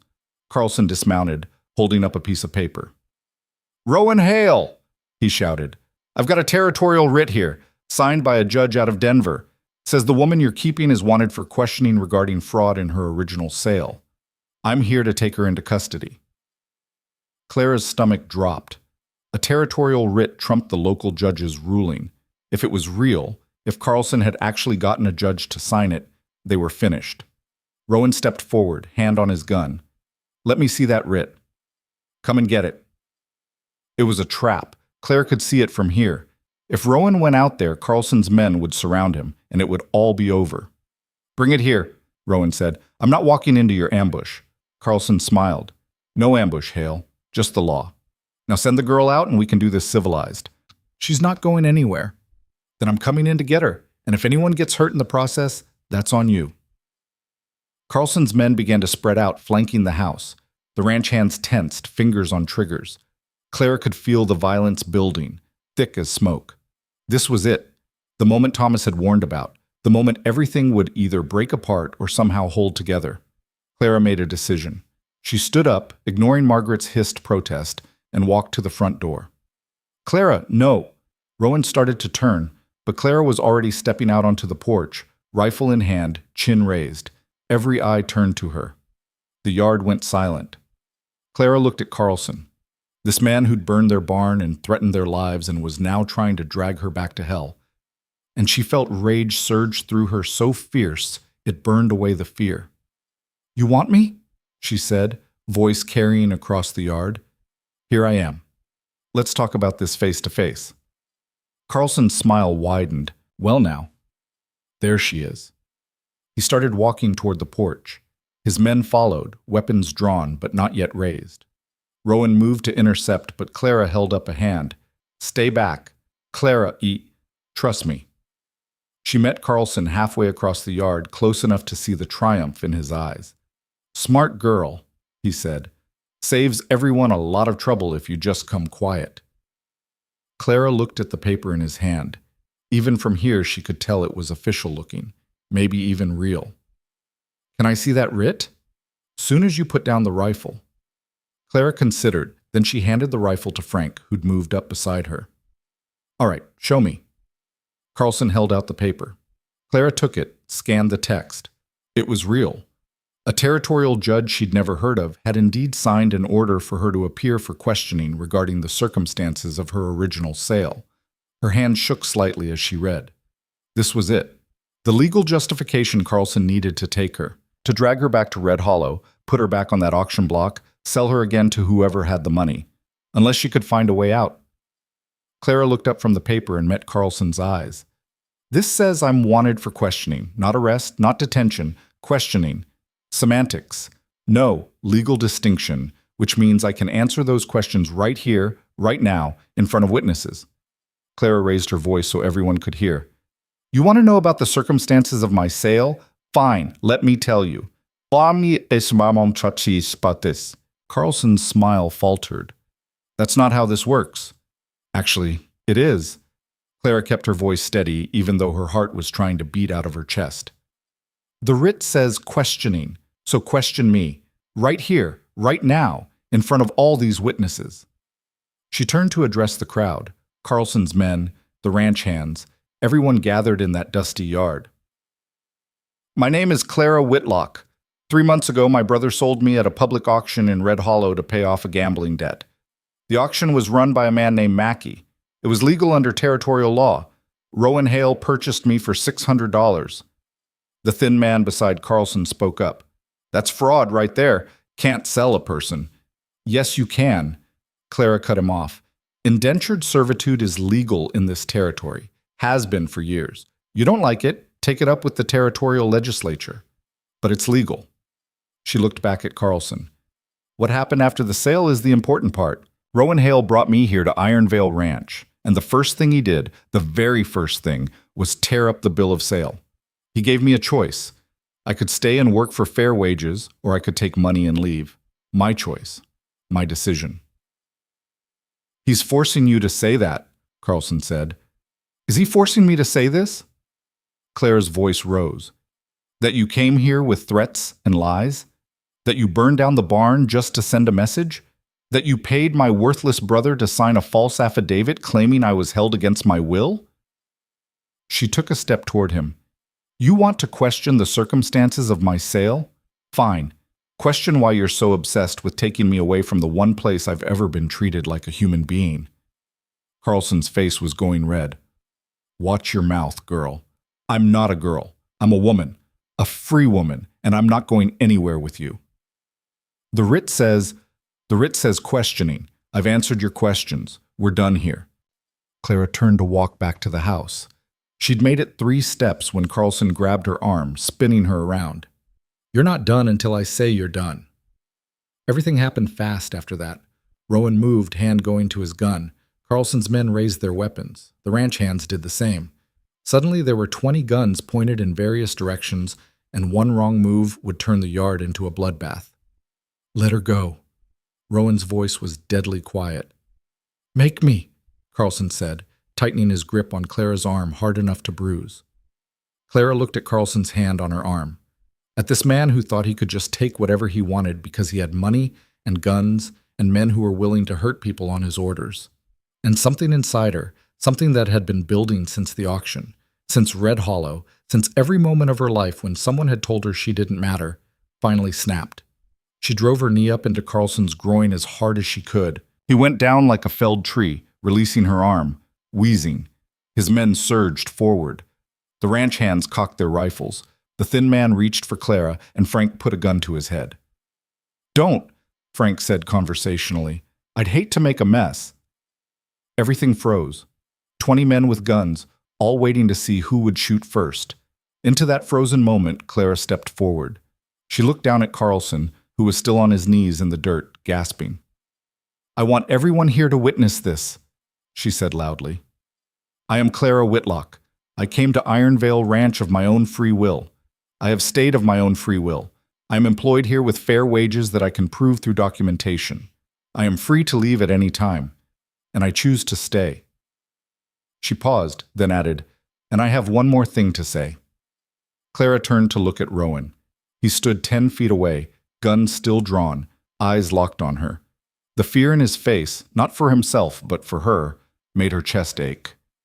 "Rowan Hale," Clara said, and her voice carried across the silent yard.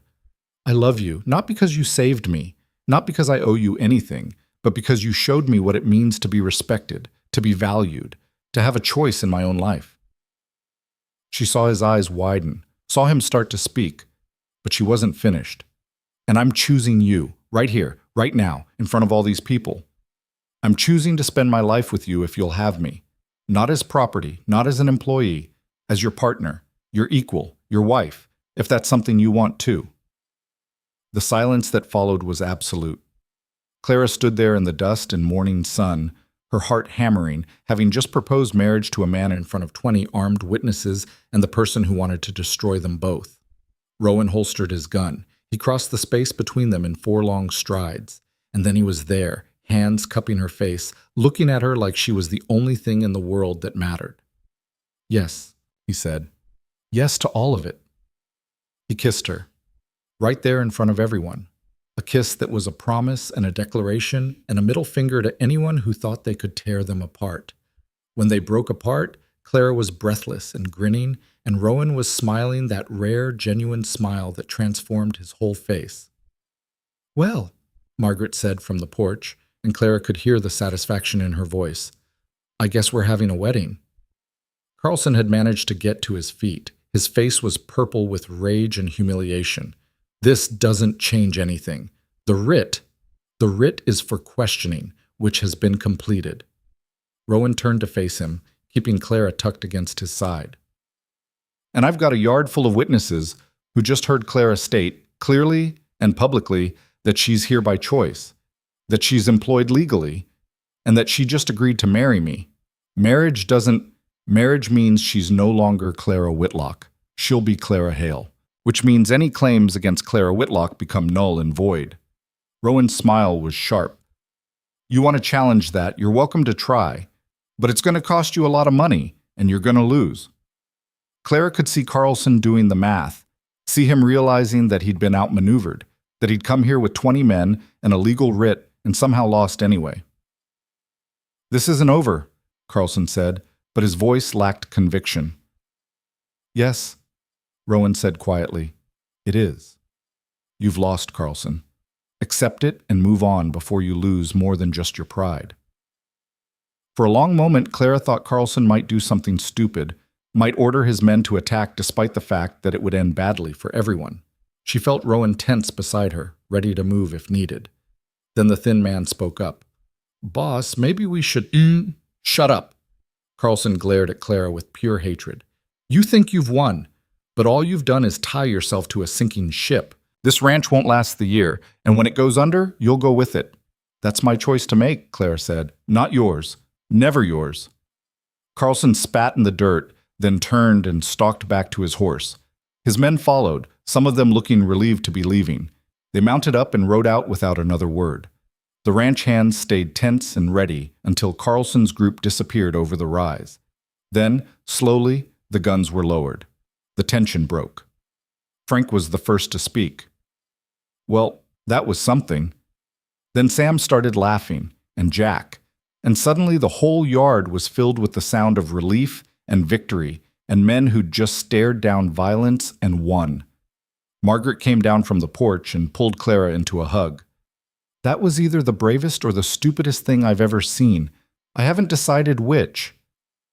"Can it be both?" Clara said, and she was shaking now that the adrenaline was wearing off. "It can definitely be both." Margaret pulled back, looking at Rowan. "You planning to make an honest woman of her, or was that just for show?" "I'm planning to marry her as soon as possible," Rowan said. "Tomorrow, if she'll have me." Clara looked at him, at this man who'd bought her freedom and given her choices and just stood ready to die to protect her. Tomorrow works. The rest of the day passed in a blur. Someone rode to town to fetch the preacher. Margaret started planning a celebration meal with the limited supplies they had. The hands went back to work on the barn, talking and laughing in a way Clara had never heard before. That evening, as the sun was setting, Clara found herself on the porch again, alone this time, trying to process everything that had happened. Rowan found her there, like she knew he would. "You all right?" he asked, settling beside her. "I don't know. I think so." Clara leaned against his shoulder. "I keep replaying it in my head. What I said. What I did. Well, you need a man in the groin and then proposed marriage. It's not a conventional approach." Clara laughed despite herself. "I didn't exactly plan it that way. Best things are never planned." Rowan's arm came around her shoulders.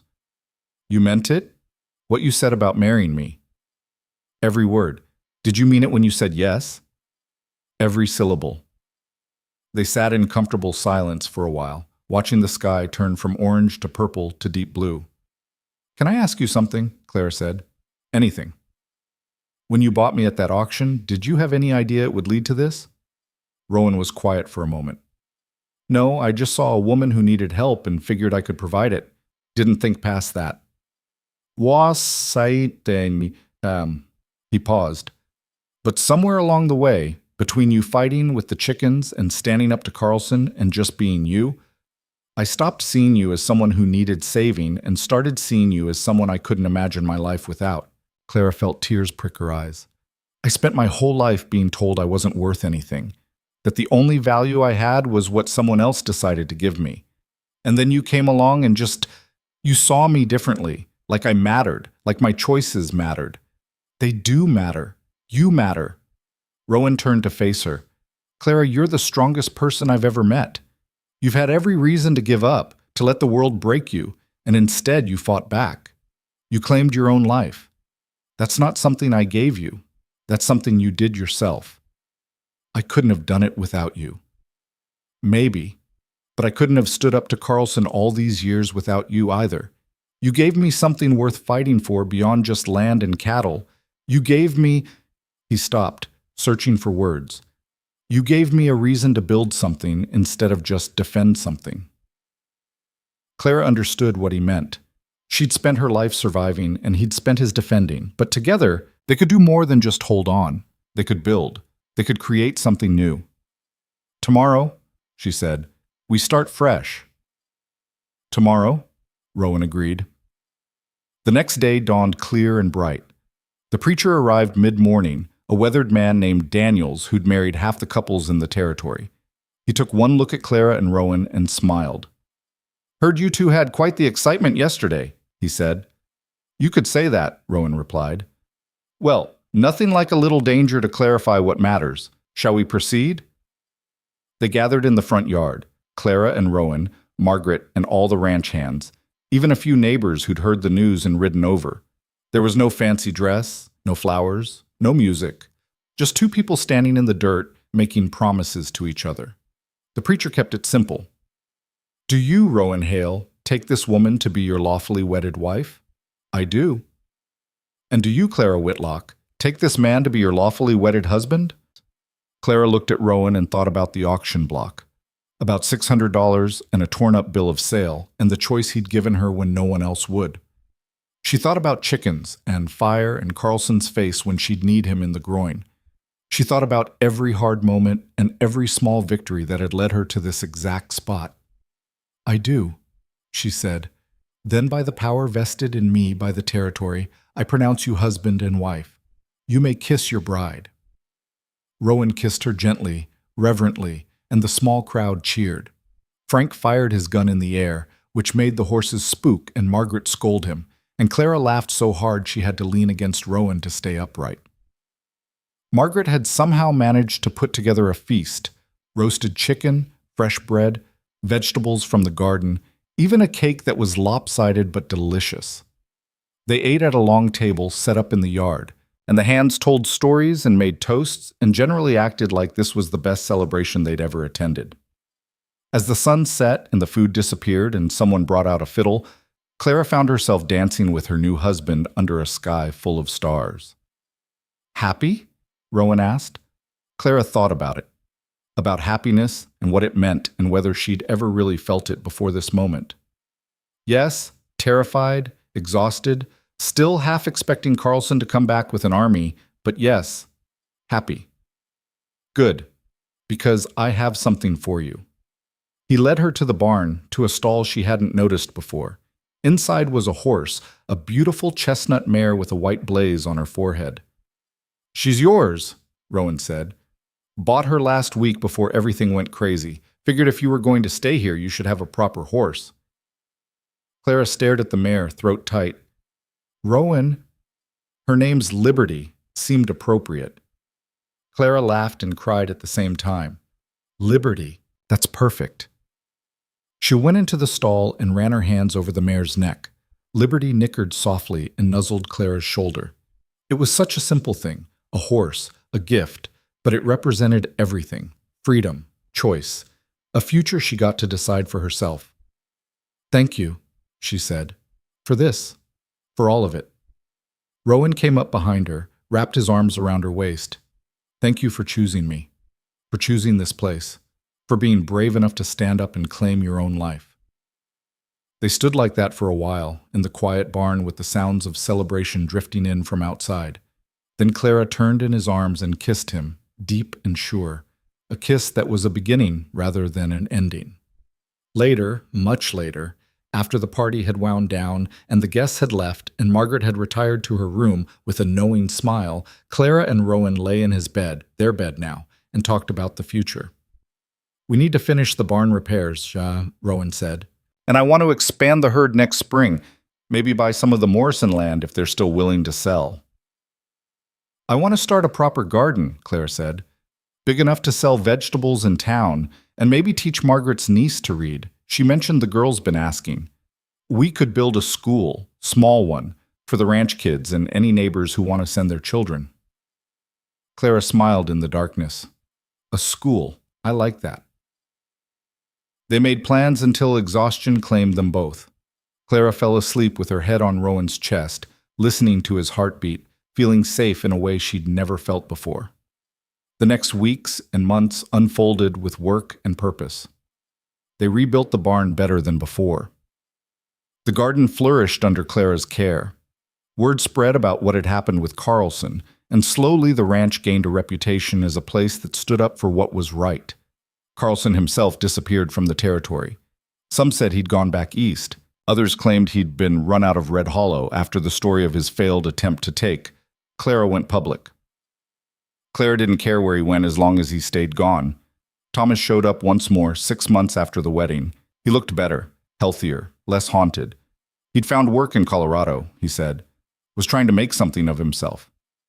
"I'm glad you're happy," he told Clara on the porch.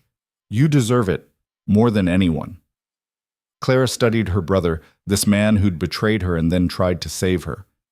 "I don't forgive you. I don't know if I ever will. But I hope you find whatever you're looking for." Thomas nodded. "That's more than I have a right to ask for." He tipped his hat to Rowan. "Take care of her." "Always," Rowan said. They watched Thomas ride away, and Clara felt a weight lift. She didn't need his forgiveness or his approval. She had her own life now, built on her own choices, and that was enough. Spring came, then summer, then fall. The ranch prospered. Clara learned to ride Liberty like she'd been born in the saddle. The small school they'd built held 15 students by winter. Margaret's niece learned to read and write and declared she wanted to be a teacher herself someday. And Clara woke up every morning beside a man who loved her, in a place she'd helped build, surrounded by people who respected her. She worked hard and laughed often and made choices about her own life every single day. One evening, almost a year after the auction, Clara stood on the porch watching the sunset. Rowan came up behind her, wrapped his arms around her waist. She leaned back against him, content. "What are you thinking about?" he asked. Clara thought about Red Hollow and the auction block and the sound of that gavel falling. She thought about $600 and a torn-up bill of sale, and the first time someone had given her a real choice. She thought about fire and fear and fighting back. She thought about kneeing Carlson in the groin and proposing marriage in front of 20 armed men.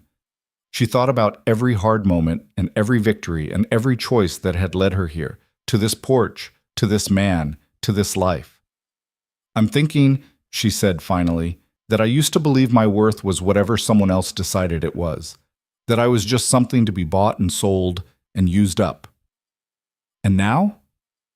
Clara turned in his arms, looked up at this man who'd seen her value when no one else had, but more importantly, who'd given her the space and safety to see it herself. Now I know better. My worth isn't what someone pays for me. It's not determined by what I can do for others or how useful I am or whether I'm convenient. She smiled. My worth is inherent. It exists because I exist, and no one, not Thomas, not Carlson, not anyone, can take that away from me. Rowan's eyes were bright. When did you get so wise? When I met a man stubborn enough to buy someone's freedom just to give it back to them. Best $600 I ever spent. Clara laughed and kissed him. Behind them, the ranch settled into evening, cattle lowing, horses nickering, the sound of hands finishing their work and heading to dinner. The life she'd built, the home she'd claimed. And it was hers. Truly, completely hers. Not because someone had given it to her, but because she'd fought for it. Because she'd stood up and claimed her own story and refused to let anyone else write her ending. In Red Hollow, Claire Whitlock had been sold for $600 and told that was her worth. But here, at Ironvale Ranch, Claire Hale had learned something more important. You can't put a price on freedom. You can't auction off dignity. And you can't sell someone's soul no matter how desperate you are or how much money you have. Some things, the most important things, aren't for sale at all. They belong to you from birth, and all you have to do is be brave enough to claim them. Clara had claimed hers, and she was never letting go.